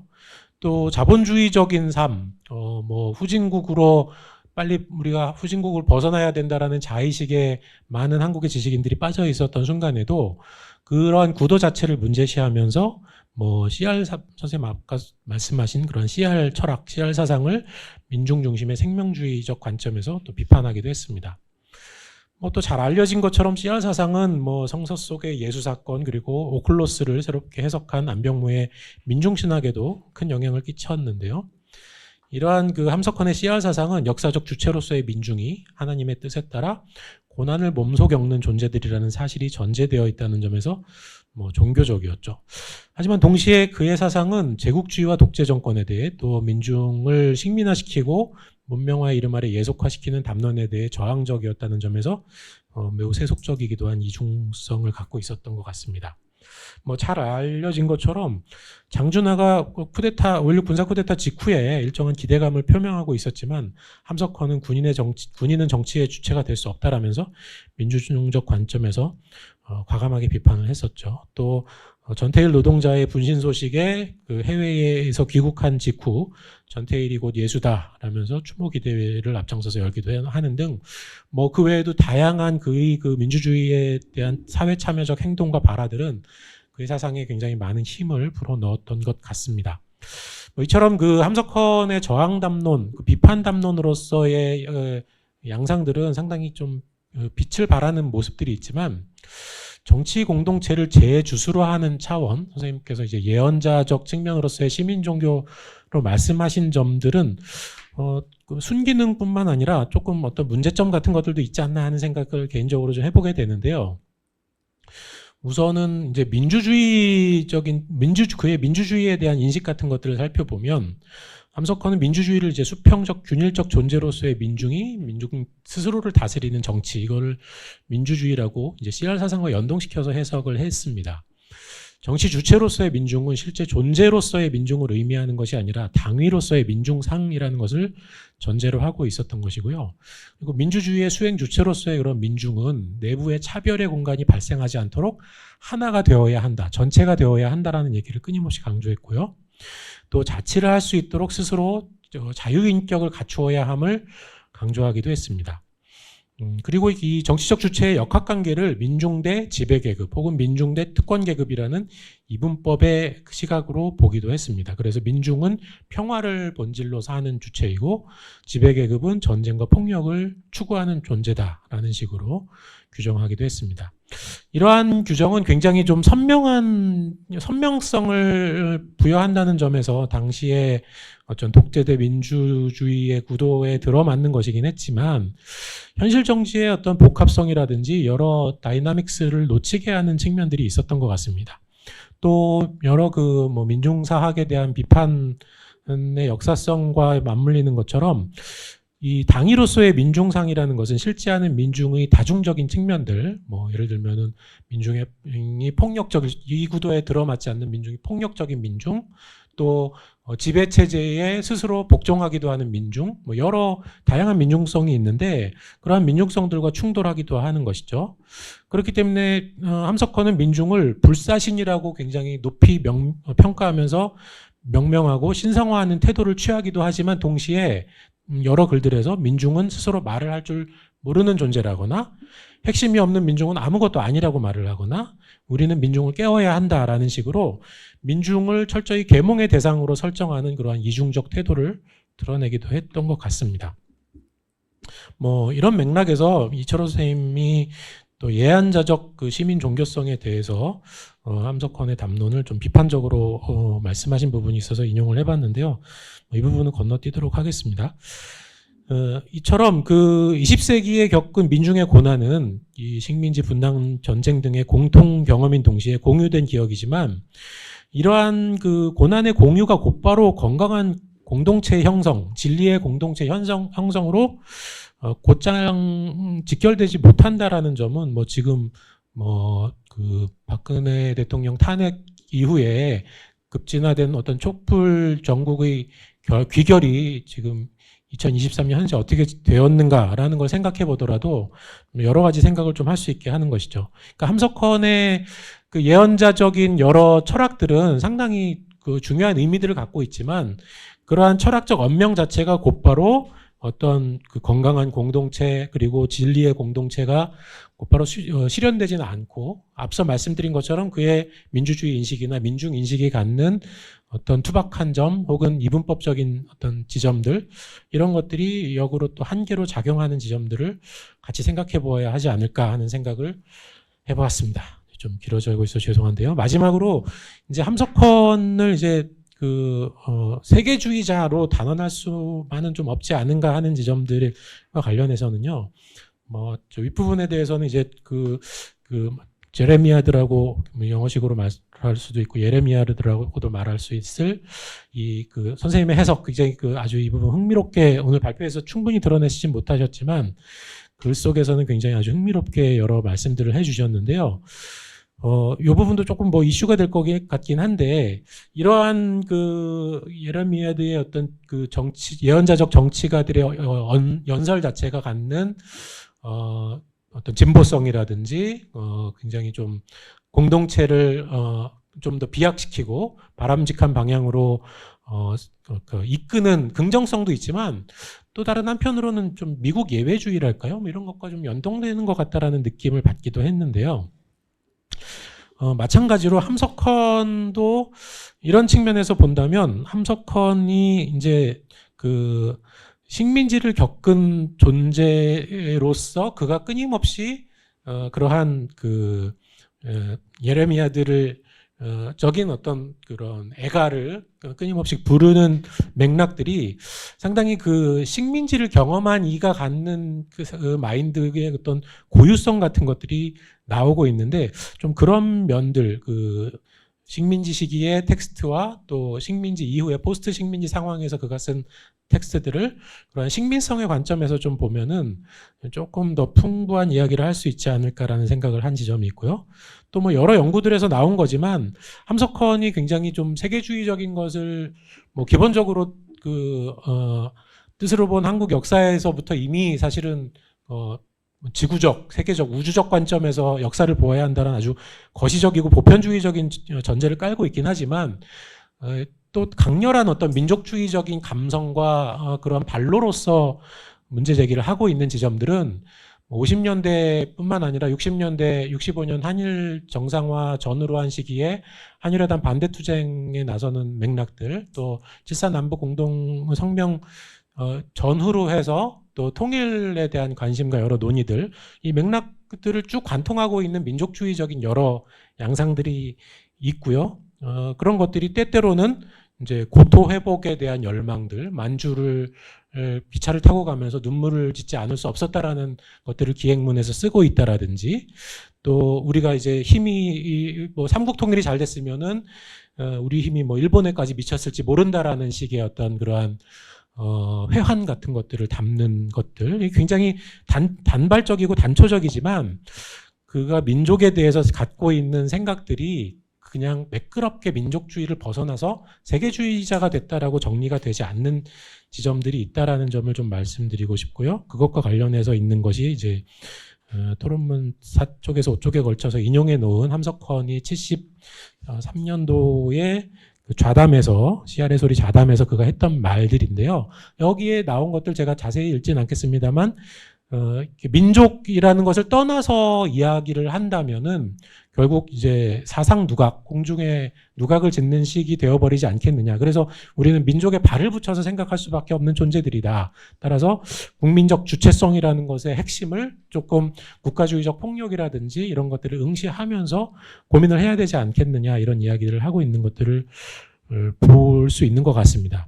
이런 맥락에서 함석헌의 예레미야드 안에는 미국 예외주의와 마찬가지로 식민지 경험에서 기인한 한국 예외주의 같은 것들이 작동한다고 이야기를 할 수 있지 않을까. 그래서 그것은 이제 식민지 경험으로부터 기인한 것이었고, 순환의 하수구라고 그가 이야기하는 피식민자의 위치를 전도시켜서 새로운 세계의 선두에 서고자 했던 그의 열망은 포스트 식민지 상황에서 세계주의를 지향하면서도 국민으로서의 주체성의 핵심을 어떻게 만든 것인지를 고뇌하고, 또 배타적이지 않은 통일 조국의 민족주의를 상상하도록 이끈 측면들이 있지 않았을까. 이런 점들과 이 세계주의자로서의 함석헌의 면모들을 동시에 고려한다면은 좀 어떤 해석이 가능할까, 이런 점들에 대해서 선생님의 좀 의견을 듣고자 합니다. 감사합니다. 네, 너무 이렇게 평가를 이렇게 깊게 잘해주셔서 너무 감사드립니다. 일단 세 가지 질문을 해주셨는데, 너무 제가 일단 쓴 논문을, 발표 논문을 제가 선생님들과 공유를 했고요. 이제 선생님들이 잘 읽어주셔서 이제 거기에 이제 코멘트를 해주시는 거고요. 이게 정말 이렇게 시간을 따로 드리기가 쉽지 않으셨을 텐데 이렇게 해주셔서 너무 감사합니다. 일단 세 질문 중에 첫 번째 질문, 제가 이해한 느낌으로는 성스러움이라고 하는 이런 정치 종교가 시민 종교가 다르다고 하지만 이 신성화라고 하는 성스러움을 다시 이렇게 종교적인 활동이나 이런 현상 가운데 가지고 와서 활용하려고 하는 시도가 꼭 좋은 것만은 아니다라는 것에 당연히 저도 이제 동의를 하고요. 여기서 이제 제가 발견한 함석헌 저작에서 발견했던 그 약간 특이점은, 함석헌은 종교에 관한 생각이나 신앙에 관한 생각이 이제 연도별로, 시대별로 조금씩 변화가 있어 왔거든요. 이제 후기 쪽으로 좀 더 가보면, 그래서 이제 성서로 본 조선 역사도 뜻으로 본 한국 역사를 바꾸었던 것처럼 나중에는 이제 대선언이나 흰손 글에서 나는 기독교를 이제 내려놓잖아요.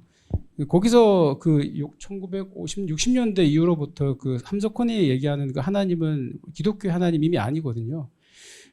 여기서부터 이제 하나님은 생명이고 씨알이고 뜻이거든요. 상당히 추상적이죠. 추상적이라는 말은 동시에 보편적으로 이제 해석이 가능하다라는 얘기고요. 또 그걸 원했던 것 같아요. 그래서 이제 다원주의라고 해서 이제 기독교에서 오히려 배척을 당하는 경향이 있었잖아요. 그래서 이제 함석헌의 말하는 신성함, 종교성이라고 하는 것을 어떻게 정의할 것이냐는 이제 정답은 없지만, 이제 제가 개인적으로 생각하는 종교성은 신성록 선생님께서 약간 우려하시는 그런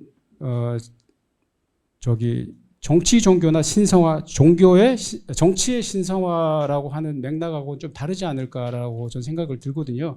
여기서 말하는 신성함이라고 하는 것은 초월성을 얘기하는 것일 텐데, 종교의 그 핵심이 초월성이잖아요. transcendence라고 하긴 하는데 그 초월성을 어떻게 해석할 것인가는 뭐 학자들이 다 다르게 생각할 수 있고 종교인들이 다르게 생각할 수 있을 것 같아요. 저는 제 해석은 신성하다, 초월했다라는 말은 자기를 떠나 있다, 자기가 가지고 있고 자기가 생각하고 자기를 정의하는 것, 자기가 이해할 수 있는 그 이상으로 생각하는 그 능력을 얘기한다고 생각하거든요. 그런 욕구. 그렇게 볼 때 제가 제레마야드 예레미야드라는 걸 가지고 온 이유는 그런 맥락에서 이 종교성이라고 하는 것은 자기를 반성하고 자기를 계속해서 초월해 보려고 하고 자기의 잘못을 보려고 하고 보다 나은 자아를 찾으려고 하는 그 영혼의 그 여정 있잖아요. 영혼을 소울 서칭의 여정이라고 생각하고 종교라는 거는 함석헌의 후기 함석헌은요. 그래서 그거를 그렇게 관점을 뒀을 때 특별히 그 정치의 신성화라고 하는 그 위험성은 덜하지 않을까라고 생각이 들고 그런 부분 좀 덜할 거라는 생각이 좀 들고 또 제가 다 대답은 드릴 수 없겠지만 두 번째 질문은 또 약간 연결이 됐다고 생각이 들어요. 함석헌 정치 담론이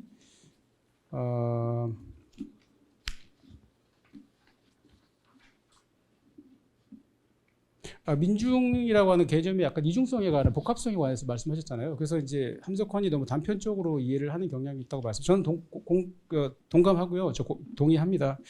그 민중성에 관해서 이중적인 태도를 보이죠. 민중이 무식하다 그러고 바보 같다 그러고 그러니 나라를 잃었지 이런 식이죠. 그러니 이 국가가 저기 소련이나 미국이 와서 외세가 와서 다 뜯어가는데도 헤헤 웃으면서 그냥 어떻게 할 수도 없었고 그리고 전쟁이 터져서 엄청나게 많은 우리 동족이 죽었는데 아이들한테 장난감을 사주며 이게 전쟁놀이 하라고 총 장난감을 사줄 정도로 한국은 민중은 무식하다고 얘기하는 동시에 그 민중은 그 미래를 바꿀 힘이라고 얘기하는 그때 그 민중은 다른 민중인 것 같아요.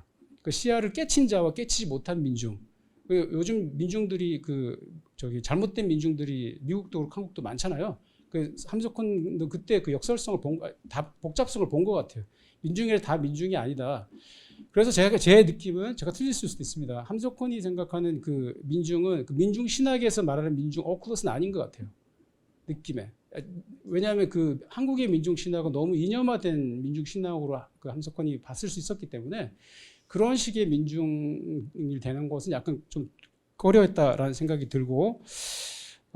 그래서 어쨌든 그 함석헌에서 민중은 스스로함이라는 말을 많이 쓰잖아요. 함석헌이 스스로 주체적으로 삶을 살아나가고 생각하고 항상 깨쳐 있고 자발적으로 이제 연결하고 새로운 방법을 모색하는 사회적 정치적 주체로서 봤다고 생각이 들어요. 그런 맥락에서 봐서 선생님께서 말씀하신 부분은 그 함석헌이 어느 정도 동의하지 않을까 이렇게 생각이 들고 그럼에도 이 복잡성에 관해서 함석헌도 좀 도전을 많이 받지 않았을까 이렇게 생각이 들고 세 번째 세계주의라고 하지만 그 안에 그 함석헌은 상당히 민족주의적이고 그 식민지 경험을 한 한국의 독특한 경험의 토대에 있어서 한 그런 부분이 있지 않나. 그리고 제르마에드라 이런 것도 너무 미국 예외주의적인 그런 프레임이지 않느냐 이런 생각은 그런 코멘트는 저도 동의를 하고요. 함석헌은 그 어쨌든 세계주의라는 말을 나는 세계주의다, 세계 시민이다 이런 말을 상당히 쓰는 편이거든요. 그리고 시민이라는 말을 쓸 때 함석헌 저작에서 시민이라는 말을 딱 치면 그 옆에 항상 뭐가 따라오냐면요, 세계가 따라와요.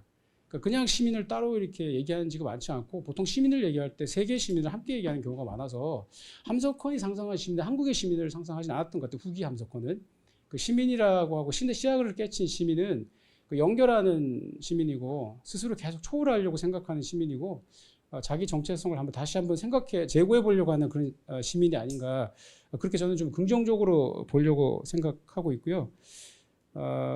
그리고 이제 북한에 관해 약간 과격하게 민족에 관해서 좀 얘기를 하고 뭐 약간 한국이 고구려가 통일됐으면 어땠을까 뭐 그런 얘기도 하는 거는 함석헌이 그 평안북도 사람이라서 바이어스가 된 것 같아서 그쪽을 좋아하는 것 같아요. 북한 그 만주부터 시작해서 거기 기운을 상당히 좋아했고 약간 로맨티사이즈 한다 그러나요? 그게 계속해서 항상 남아 있었던 것 같다는 생각이 들고요.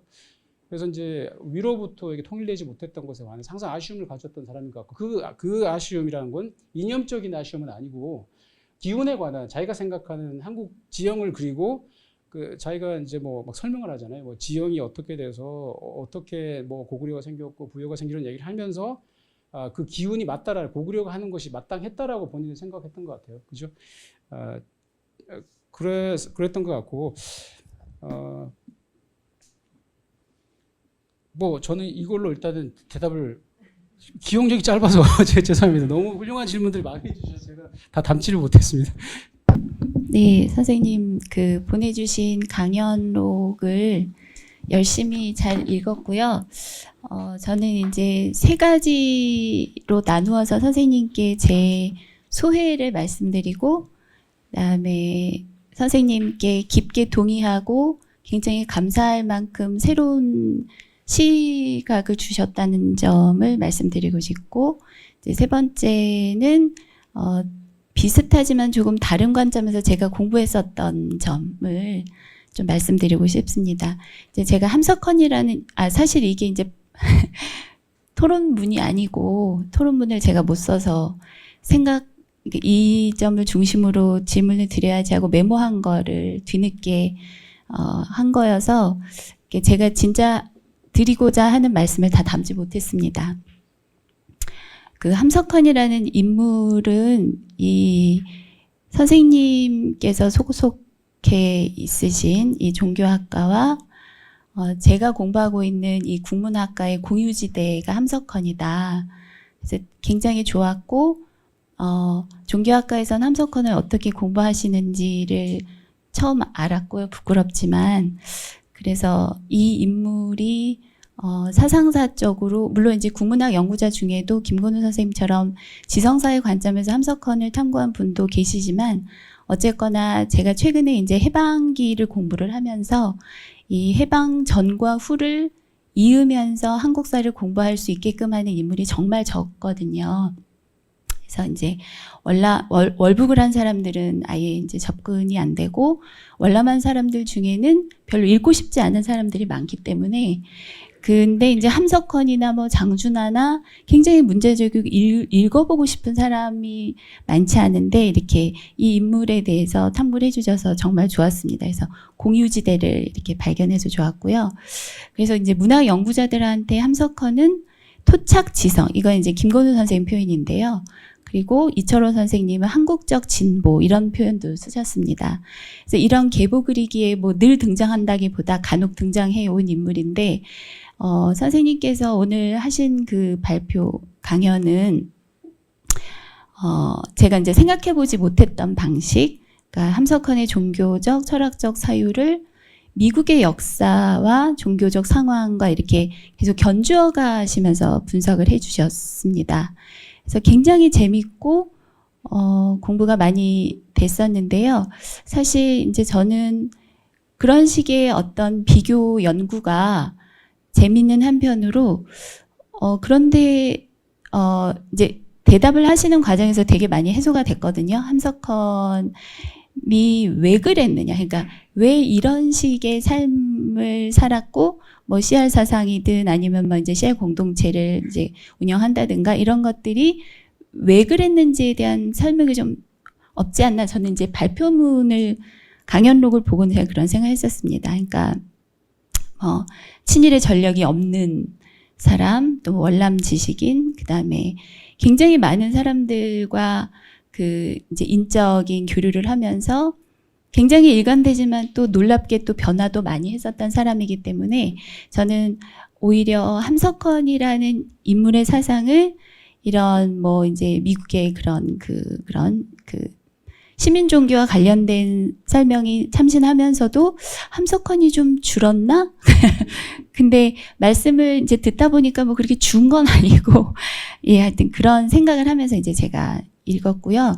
이제 두 번째는 굉장히 이제 낯선 개념으로 제가 처음 알게 됐고 또 새로운 방법론으로 이제 제가 놀랬던 거는 뭐냐면 뭐 저만 그럴 수도 있지만 문학연구자한테 함석헌 하면 민중신학 이렇게 대번에 떠오르거든요. 그래서 시야를 민중이 아니라 시민이라는 개념으로 설명할 수 있다는 것이 가지고 있는 가능성에 제가 약간 흥분을 했거든요. 그러니까 시민 종교라는 말에서 저는 이제 시민 종교 자체보다 시민이라는 말에 굉장히 놀라움을 느꼈고, 그래서 이제 시민에 대한 설명이 이제 종교적으로 설명이 되고 있는 거죠. 뭐 선생님께서 다 말씀하신 거니까. 근데 이런 일반 시민 말고 그런 시민들을 이제 리드하는 사람들은 이제 그 뭐 개탄을 하고 뭐 또 예언자적인 모습도 보이고, 그리고 그 전체 공동체는 이제 같은 순환을 겪으면서 어쨌든 가장 늑된 자가 이제 막 오히려 잘 될 수 있는 이런 이제 스토리가 신성과 세속의 역동적인 결합 이런 것들을 잘 읽혔는데요. 그러니까 저는 이런 요소들, 그러니까 선생님께서 분석해 주신 이런 역사에 대한 종교적 읽기랑 이상적 미래를 이렇게 예견해내는 이런 목소리가 시민 종교 핵심이다 이렇게 말씀하셨는데, 근데 이런 요소들이 민족적 정체성과 그 윤리에 대한 도전이 된다는 그 발표문 3페이지 그 문장을 충분히 설명하지 못한다는 느낌을 제가 받았는데요. 아까 이상록 선생님께서도 약간 비슷한 관점으로 말씀해 주신 것 같기도 한데, 좀 이제 복고적이고, 뭐, 옛날에 뭐 고구려가 통일을 했었으면 어떻고, 우리의 진정한 아이덴티티가 있다로 가야 한다. 그러니까 어쨌든 이게 돌아가야 한다는 그런 주장을 많이 했기 때문에, 저는 이제 시민성에 대해서 굉장히 기대를 하고 읽었지만, 정작 함석헌에게서 선생님께서 발견하신 것은 20세기 시민이 아니라 고대의 어떤 민족, 그런 것에서 발견을 하신 것 같아서 약간의 괴리가 느껴졌달까요? 네, 그런 게 있었고요. 이제 세 번째는 제가 코스모폴리터니즘에 대해서 이제 리영이라는 반치제 지식인과 관련해서 2020년에 논문을 쓴 적이 있어서 이 개념을 보고 제가 반갑고 또 그 즐거운 독서가 됐습니다. 근데 이제 뭐 길게 제가 썼지만 여쭙고 싶은 것은 이 함석헌을 미국식 시민종교라는 개념으로 읽으신 결과로 이 사람의 사상은 민족주의적이지만 다분히 세계주의자적인 면모를 가지고 있다. 이게 이제 선생님 강연의 결과였었는데요. 저는 이제 제가 그때 물론 함석헌은 아니지만 이영희를 다룰 때 제가 주장하고 싶었던 것 중에 하나는 이 세계주의라는 개념 자체에 대한 어떤 비서구적인 반성, 이런 것도 사실 저는 필요하다는 생각을 했었거든요. 그렇기 때문에 맨 마지막에 이제 제가 인용해 놓은 브루스 로빈스가 썼었던 표현인데, 뭐 아래로부터의 코스모폴리타즘이라든가 아니면은 비전체화하는 비유럽적이고 역사적으로 위치 지어진 뭐 이런 코스모폴리타즘의 유형들에 대해서 제가 좀 고민을 해본 바가 있었어서, 혹시 이런 약간 탈식민주의적인 관점에서의 함석헌의 세계주의를 혹시 평가를 해 주신다면, 너무나 제가 좀 다른 이야기를 하는 걸 수도 있겠지만 그 점을 좀 여쭙고 싶었습니다. 미국의 시민 종교와 이제 함석헌을 이제 그 이야기에 한국 그 함석헌을 가지고 왔을 때 제가 이제 일단 글을 썼는데 그런 완성된 논문은 아니었고요. 어쨌든 그 부족한 부분은 제가 확실하게 저도 문제가 있다고 생각하는 게 그 부분 작업이 안 된 상태라고 생각이 들고요. 그 미국의 시민 종교를 얘기하려니 그 미국의 여러 지성인들, 뭐 그 지성인들이 그리고 그 미국의 공동체 운명을 생각하고 이야기했던 것들 중에 공통적인 프레임이 이렇게 보이니까 상징적인 뭐가 있구나, 종교 아닌 종교가, 그렇게 이제 얘기를 했는데, 그게 뭐 가치로 뭉쳐진 나라가 미국이 유일하다. 미국은 저기 여러 곳에서 그냥 그 가치를 위해서 이렇게 헤쳐모여했던 나라잖아요. 그게 사실은 다른 국가들에 비교할 때 좀 독특한 역사적인 시작이 있어서 생명이나 그 다음에 뭐 권리나 행복 추구권이나 뭐 그런 것들 그 가치를 중시하면서 이렇게 묻혔는데 그런 식으로 뭉쳤던 나름대로 프레임들이 있어 보이긴 하는데 한국에서는 그것이 무엇일까 질문을 했을 때 일단은 제가 그걸 찾고 있는 작업 가운데 있어서 제가 선생님들한테 얘기할 때 이거는 이 작업은 종교학에서만 이루어져야 될 작업이 아니고 한국 사람들이 가슴을 이렇게 뜨겁게 하는 것들이 어떤 것들이 있을까 마음을 움직이게 동력을 주는 자기를 초월하게 만드는 그 국가를 넘게 할 수 있는 그 정도의 어떤 마음에 영감을 주는 그런 스토리텔링이 무엇일까 얘기할 때 그거는 뭐 음악에도 있을 것이고 우리의 역사적 기억에도 있을 것이고 문학에도 있을 것이고 여러 군데 있을 것이라서 현재 제가 그 작업을 찾고 있는 중에 있고요. 제 마지막에 제가 PPT를 다 안 보여드렸는데 그 맨 마지막에 그 페이지가 이런 말이거든요. 이게 디스커버리가 아니라 있는 것을 발견하는 것이 아니고 함석헌의 시민 종교는 이렇게 됐으면 좋겠다라고 전망하는 거라는 걸 제가 맨 마지막 페이지가 있거든요. 제일 중요한 거긴 한데 그래서 이런 시민 종교가 한국에 있었다라고 제가 주장할 수는 당연히 없고요. 없고 이런 것들 상상해 볼 수 있고 그래서 제가 이미지네이션이라는 말을 썼던 게 혹시나 한국의 지성이나 감성 가운데 그 언더커런이라고 그러죠. 이렇게 흐르고 있는 사람들을 연결하게 만드는 그 무엇일까를 이제 미국 사람들은 1967년에 그런 얘기를 많이 해보기 시작했는데 한국은 이런 것을 해보면 어떨까 싶어서 이런 이제 그 미국적인 담론을 그 예외주의라고 그랬는데 미국 시민 종교는 지극히 미국주의적인 그 담론이라고 비판가들도 많이 얘기하거든요. 외국에서는 잘 보이기 힘든 그걸 가지고 와서 하다 보니 한국에 그러면 그 묶는 것은 무엇인가 얘기하다 보니까 강인철 선생님들과 다른 여러 선생님들이 약간은 이가 안 맞는 여러 가지를 시도를 하는데 뭔가 딱 마음에 드는 게 없는 거죠. 약간 부족한 부분. 저도 마찬가지고 제가 생각하는 것도. 저는 그래서 함석헌이 회상하면서 레멘팅한 게 무엇일까 생각해 보니까 이분은 이제 뜻으로 본 한국 역사에서는 이제 그 한국적인 게 뭐가 한국은 어떤 사람인가를 설명했던 부분이 이제 아까 얘기했던 그 고대 문서 그런 건데 그게 아니라 그런 걸 떠나서 이제 자유롭게 한국의 어떤 그 영성 그런 걸 찾아볼 수 있는 작업들은 여러분들과 학제적으로 여러 연결해서 해볼 수 있는 부분이 있을 거라고 생각이 들고요. 마지막으로 저는 그 세계주의 관점에 관해서 함석헌 선생보다 제가 개인적으로는 이 세계주의가 필요하지 않나 이렇게 생각이 드는 게 이제 그 세계주의가 여러 나라가 나는 어느 나라에 다 속했어 뭐 다 하나야 이렇게 되는 것보다는 이제 국가에서 이제 뉴욕이나 큰 도시들을 가면 이제 그 자체가 세계주의가 이미 있잖아요.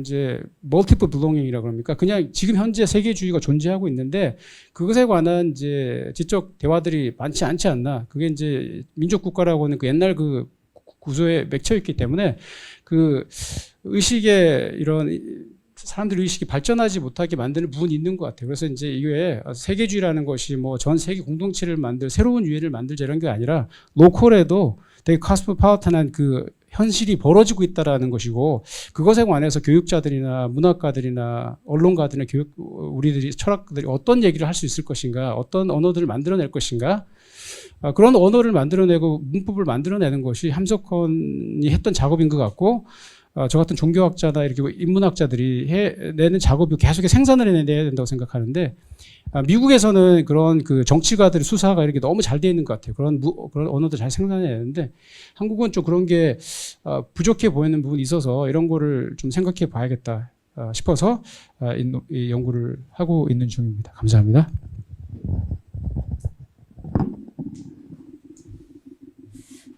시간이 좀 많이 지났지만 플로어에 많은 분들이 와 계신데 질문이나 코멘트가 있으시면 한 2분 정도 받으실 수 있을 것 같은데요. 저는 종교학과 대학원 과정에 있는 류현민입니다. 일단 교수님 발표 잘 들었고요. 제가 저도 이제 지금 코스웍에서 시민종교를 이제 연구를 하고 있는 과정인데 이게 흥미롭게 내용을 듣고 있습니다. 근데 제가 이제 궁금한 거는 제가 지금까지 이렇게 공부를 해오면서 느끼고 생각하는 것 중에 하나가 기본적으로 아까 말씀하신 것처럼 시민종교라고 하는 게 굉장히 미국적인 개념이거든요. 사실은 굉장히 미국적인 개념이고 제 생각에는 시민종교라고 하는 것하고 제일 중요한 그 컨셉을 잡는 것 중에 하나가 저는 제 생각에는 정체성이라고 생각을 하거든요. 미국의 정체성. 또는 그 미국 시민의 정체성. 그래서 이 시민이라는 담론하고 종교라는 담론이 굉장히 중요한 담론인데 사실 한국 사회에서도 이제 시민이라는 담론을 끌어내거나 이제 정의하기가 굉장히 어려운데 그리고 또 그게 개념 자체가 미국 시민하고 다른 면이 많거든요. 그래서 저는 이제 아직까지 함석헌 선생의 그 담론들을 정확하게 다 이해하고 있지는 않지만 제가 여기서 이제 궁금한 거는 공부하면서 제일 그 많이 그 의문을 갖는 것 중에 하나가 요즘에서는 뭐냐면 이게 과연 그 흔히 말하는 그 ACR이라고 하는 그 아메리칸 시빌 릴리전이라고 하는 그 개념이 그래서 말하는 시민은 저는 저희가 말하는 아주 포괄적인 아까 말씀하셨던 거 코스모폴리탄 같이 뭐 세계적인 이런 개념은 아니거든요. 당연히 아니고 오히려 제 생각에는 그 개념은 미국 시민이라고 하는 개념에 더 갇혀 있다고 생각하거든요. 그러니까 미국의 시민 종교에서 다루고 있는 시민이라는 개념은 미국 시민, 다시 말하면 미국인이죠, 미국인. 미국인에 대한 어떤 정체성, 프라이드 뭐 이런 것들을 만들어내고 그래서 심지어는 요즘에는 시민 종교 때문에 종교적인 파시즘을 걱정하는 미국인들, 학자들이나 그 지식인층들도 굉장히 많은 편이고 그래서 저는 그 뭐 교수님이 굉장히 열심히 연구하시고 이제 그 논문도 재미있게 읽었는데 처음에 읽으면서는 굉장히 무리수가 있다라는 생각을 좀 들었어요. 이게 두 개가 그 뭐 의도가 있으실 거고 여러 가지 있으시겠지만 이게 제가 말씀드리는 건 이제 개인적인 이제 의견이기도 하지만 아까 말씀하셨던 것처럼 이 시민 종교라고 하는 개념을 미국 밖으로 가지고 나가게 되면은 다시 담론들을 다 구성을 해야지 그 말들을 만들 수가 있는 것. 지금도 작업하고 계신 게 제가 볼 때는 함석헌 선생의 이론을 가지고서 그 담론을 만들어가고 계시는 중인데 그래서 오히려 저는 시민 종교를 질문이라기보다는 시민 종교를 비교하는 것보다는 제가 필요한 건 제가 보통 저희가 공부하면서 종교하고 종교적인 걸 구분하듯이 핵심적인 개념을 잡으려고 하면 제 생각에는 시민 종교라고 하는 미국 ACR을 잡는 것보다는 시민 종교적이라고 하는 어떤 포괄적인 개념들 안에서 어떤 개념을 찾는 건 어떨까 하는 생각을 해보게 됐습니다. 이선 선생님 답변하시겠어요? 네. 네, 저기 정말 그 중요한 질문이긴 하고요. 중요한 비판이기도 하고 시민 종교 한국 시민하고 어느 저기 기준에다가 시민 종교 개념을 들 거냐 하고 드는데 저는 개인적으로 일단 제가 연구를 하고 있는 중이니까 어떤 기준점이 있어야 되니까 저는 이제 벨라가 이제 1967년 그 논문 끝부분에 이제 마지막을 마무리하면서 그러면 미국이 이제 베트남 전쟁을 해서 막 의견도 분리되고 이제 미국의 구성원도 다르고 해서 막 분열되고 있는데 옛날에 시민 종교가 잘 워킹을 안 하는 것 같구나. 그러면 앞으로의 시민 종교는 무엇일까? 질문을 던지고 거기 이제 혹시나 전 세계의 공동체, 세계의 시민 종교는 없을까라고 질문을 던지잖아요. 그 논문에서. 그리고 이제 논문이 끝나는데 거기서 저는 그 대화를 계속 해보고 싶다는 얘기죠. 오늘날의 미국의 시민도 옛날의 시민하고 다르거든요. 종교가. 지금은 이제 분열이 돼서 아까 알링턴 국립묘지도 보여드리고 워싱턴 그 의사당을 보여드렸지만 그게 다 망가졌잖아요. 재작년 1월 달에 이렇게 뭐 그거를 데모하시는 분들이 들어가서 막 그 신성한 거를 다 이미 망쳤잖아요. 미국도 이제 흔들리고 있는 상황이기 때문에 그 60년대부터 이제 학자들이 그런 고민을 했기 때문에 오늘날도 계속 되고 있는 것이고 그 질문을 저는 계속해서 해 나가서 그렇다면 오늘날의 시민 종교라는 건 어떻게 얘기해 볼 수 있을까? 이 복잡한 사회, 연결된 사회에 있어서 그래서 뭐 밸리드한 질문이라고 생각하고 이제 그거를 저도 연구 계속하고 있습니다. 네, 지금 손지 선생님 지금 네. 손유경 질문을- 선생님 뭐 그 네. 논평이나 또 우리 유현민 학생 그 질문에서 시민 종교 개념을 언급하고 그걸 다 시민하고 종교의 결합으로 이해를 해서 말씀을 하셨는데, 근데 제가 이제 이 용어 자체 정의를 볼 때, 그러니까 시민 종교라는 게 어떤 한 국가의 그 암묵적인 종교적인 가치를 얘기하는, 그러니까 이게 원래 라틴어에서 키비타스가 도시고 그 도시가 국가를 의미하고, 그러면 어떤 한 국가 공동체의 그 암묵적인 종교적인 가치에 대해서 얘기하는 게 시민 종교가 아닐까. 그러니까 무슨 이게 미국 시민이냐, 코스모폴리탄이냐, 무슨 세계 시민이냐, 이런 시민 개념이 핵심이 아닐지 않을까. 저는 그런 생각을 하거든요. 우리 그 개념 자체 구성을 볼 때. 네. 잠깐만 또 질문을 더 듣고 얘기를 할까요? 안지현 선생님, 네, 그 안지현 선생님 먼저 질문해 주시고 그다음 질문 받을까요? 네. 일단 오늘 논문 너무 재밌게 잘 읽었습니다, 선생님. 그리고 세 분 논평자분들 너무 글도 감동 있게 잘 읽었습니다. 예, 저는 이제 영문학과 안지연인데요. 저는 손유경 선생님께서 국문학과 종교학의 접점을 찾아서 이제 반가웠다고 하셨는데, 저는 그동안 함석헌 선생님은 이제 개인적으로 제가 몰래 숨어서 어렸을 때부터 읽었던 사상가고 미국하고 연결시켜 본 적은 없었던 것 같아요. 오히려 이제 우리나라 기독교가 워낙 친미적이라서 이제 거기에 반대항으로 이제 굉장히 사모하고 탐독했던 이제 사상가인데, 오늘 선생님 논문 읽으면서 새로운 연결점을 찾아서 굉장히 반가웠고 재밌게 정말 잘 들었습니다, 선생님. 그래서 오늘 미국 얘기가 또 자주 나와서 발언을 할까 말까 하다가 이제 고민을 좀 하다가 그래도 제 생각도 말씀드리는 게 좋을 것 같아서 이제 말씀드리는데, 오늘 뭐 이상록 선생님도 말씀하셨고 길게, 조금 전에 손 선생님께서도 말씀하셨고 아까 대학원 선생님도 이제 아까 말씀하셨는데, 그러니까 제 생각에 제가 읽기로는, 오늘 이해하기로는 저의 짧은 지식으로 선생님 말씀하신 게 이제 함석헌 선생님의 사상을 통해서 한국의 시민 종교의 어떤 한계점을 비판하고, 또 어떻게 보면 벨라 선생님이 말씀하신 그런 미국적인 시민 종교도 넘어서는 좀 보편적인 어떤 그런 동력을 찾으려는 시도가 아닌가, 저는 이제 그렇게 이해를 하고 있고요.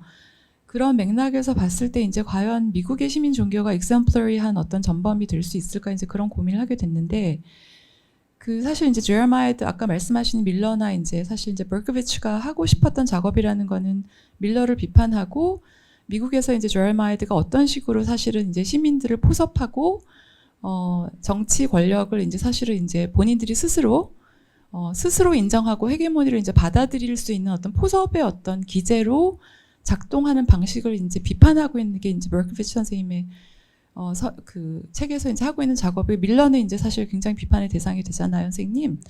그리고 이제 그 제레마이드가 이제 사실은 이제 미국 예외주의라고 할 때는 이제 그게 그냥 예외적 이런 게 아니라 미국의 자유민주주의라는 것 자체가 사실은 인류 보편적으로 가장 이상적인 정치 체제이고, 미국은 이미 그것을 성취했으므로 미국이라는 사회는 이제 가장 어떤 전 세계의 어떤 시리언을 힐이 되는 그런 이제 나라로서의 어떤 시민 종교이기 때문에, 제가 벨라 선생님 글을 읽진 않았지만 아마도 이제 60년대, 70년대 이제 기존의 50년대까지 냉전을 통해서 미국이 공고히 했던 어떤 그런 엄청난 그 권력이 사실은 이제 겨우 지탱이 되다가 그 여러 가지 이제 민권운동으로 인해서 이제 분열되는 과정에서 겉으로 사회 통합이 가능했던 것처럼 보였지만, 사실은 이제 그게 무너지는 현상에서 어떻게 그 뭐 사회 통합을 다시 복원할 수 있을 것이냐, 이제 이런 고민이 있었을 거라고 생각하는데, 제가 너무 말이 길어졌습니다. 예, 그래서 그 저는 사실 이제 함석헌 선생님 그래서 오히려 아까 그 손익경 선생님 말씀하신 것처럼 탈식민주의적인 코스모폴리타즘을 얘기하셨는데, 그런 보편성을 오히려 찾을 수 있는 미국 시민 종교에 대한 대안을 어떻게 보면은 오히려 함석헌 선생님 글이 보여줄 수 있는, 저는 이제 다 읽지도 않았고 조금밖에 안 읽었지만, 그래서 이제 어떤 대안적인 어떤 사실은 시사점을 줄 수 있는 글들이 될 수 있지 않을까라고 선생님 발표하실 때 생각을 되게 많이 했거든요. 그래서 이제 그런 부분에 대해서 제가 질문이 뭔지 모르겠지만 아무튼 네. 질문을 드립니다. 예, 네, 말이 길어서 죄송합니다. 감사합니다. 또 한 분 질문. 네. 자기소개도. 네. 네, 뭐 시간이 거의 다 된 것 같고 앞에 교수님들께서 다 말씀을 해주셔가지고, 저는 연세대에서 월드 크리스천니티 박사 전공하는 이민규라고 합니다. 저도 오래전부터 시민종교 관련해서 되게 관심이 많았었고, 어제도 이제 연세대 사회학과 김항배 교수님과 시민종교 관련해서 마침 또 얘기들을 나누고 이제 왔습니다. 일단 첫 번째로는 저는 오늘 이제 말씀들을 다 들으면서 상당히 배운 점이 많았던 것이, 첫 번째는 포스트 콜로니알, 저희가 이제 한국의 사상가를 발굴하는 작업들은 철학이나 뭐 종교 쪽에서 계속 이제 한국의 사상가들을 발굴을 하는 그런 입장에서 참 저는 의미 있다라고 저는 생각이 되어졌고요. 그리고 두 번째로는 이제 공공성에 대해서 저희가 이제 얘기를 계속 이제 요즘에 뭐 갈등, 종교적 갈등 이런 것들에 대해서 많은 연구들이 있는데, 그 부분에 있어서도 저희가 함석헌이라는 인물을 통해서 지금 이제 국문학과 교수님, 그다음에 또 국사 쪽에 계시는 그 교수님께서 이 메타 담론들을 얘기를 할 수 있는 공공의 지대를 만든 그런 의미 있는 그런 시간이었다고 저는 생각을 합니다. 이상입니다. 네, 감사합니다. 네, 감사합니다. 일단 짧게 제가 답 드릴 수 있는 건 제가 드리겠습니다. 일단 손은실 선생님 말씀하신 어쨌든 시민하고 어쨌든 함석헌 제 생각은 아니고 함석헌의 제가 함석헌 읽기를 통해서 볼 때는 시민이 국가의 민족 국가에 묶이면 안 된다는 거죠. 국가주의가 되니까. 근데 그거는 함석헌 확실하게 분명히 하거든요. 국가주의는 유영모 선생님도 그렇고 완전 반대했던 분들이라서 국가주의를 배격하는 분들이라서 궁극적으로는. 그래서 여기 시민이란 말을 공정적으로 쓸 때는 세계 시민이라는 거죠. 그러니까 CR이라는 말을 이제 넓게 확장하고 보고 얘기를 할 때는 그래서 이제 시민이라는 거를 꼭 바운더리를 어떻게 둘 것이냐, 꼭 바운더리를 둬야 할 것이냐로 생각하면 제 생각에는 시민 종교가 난폭해 줄 수 있을 거라고 생각이 들고 아까 현민 씨가 얘기한 것처럼 바운더리가 있어야 한다는 전제하에서는 이게 사실은 좀 가치가 없을 거라고 생각이 들고 이제 지금의 이제 정치 체제나 이렇게 정치 사회를 볼 때는 이게 한번 국가에 관해서 계속해서 질문을 던지고 우리 시민들에 관한 이야기도 주도권을 잡는 담론을 내려놓는 탑다운이 아니라 바텀업을 할 수 있는 그런 담론들을 지식 공동체에서 계속 생산해내야 한다고 생각이 들고요. 그래서 이제 지현선 교수님께서 말씀하신 대안으로서 함석헌이 괜찮지 않겠느냐. 저도 개인적으로 그렇게 생각을 하고 있고요. 그래서 벨라 스스로도 한계를 느껴서 그때 67년도 이후로는 스스로 시민종교라는 말을 꺼내기를 꺼려했어요. 워낙 악용되고 오용되고 오해가 너무 많아서 지금도 그렇게 되고 있는 상황이라서 벨라는 그런 걸 원했던 건 아닌 것 같아요. 물론 미국이랑 공동 제시한 데 있긴 했지만 그래서 이런 이야기들을 계속 좀 찾아나가야 봐야 되지 않나 이렇게 인문학자로 생각하고 있습니다. 오늘 세션 여기서 마치려고 하는데요. 정말 국사학과 국문학, 종교학, 영문학까지 한 자리에 모아주신 이동찬 선생님께 다시 한번 감사드립니다. 네, 여기서 마치죠.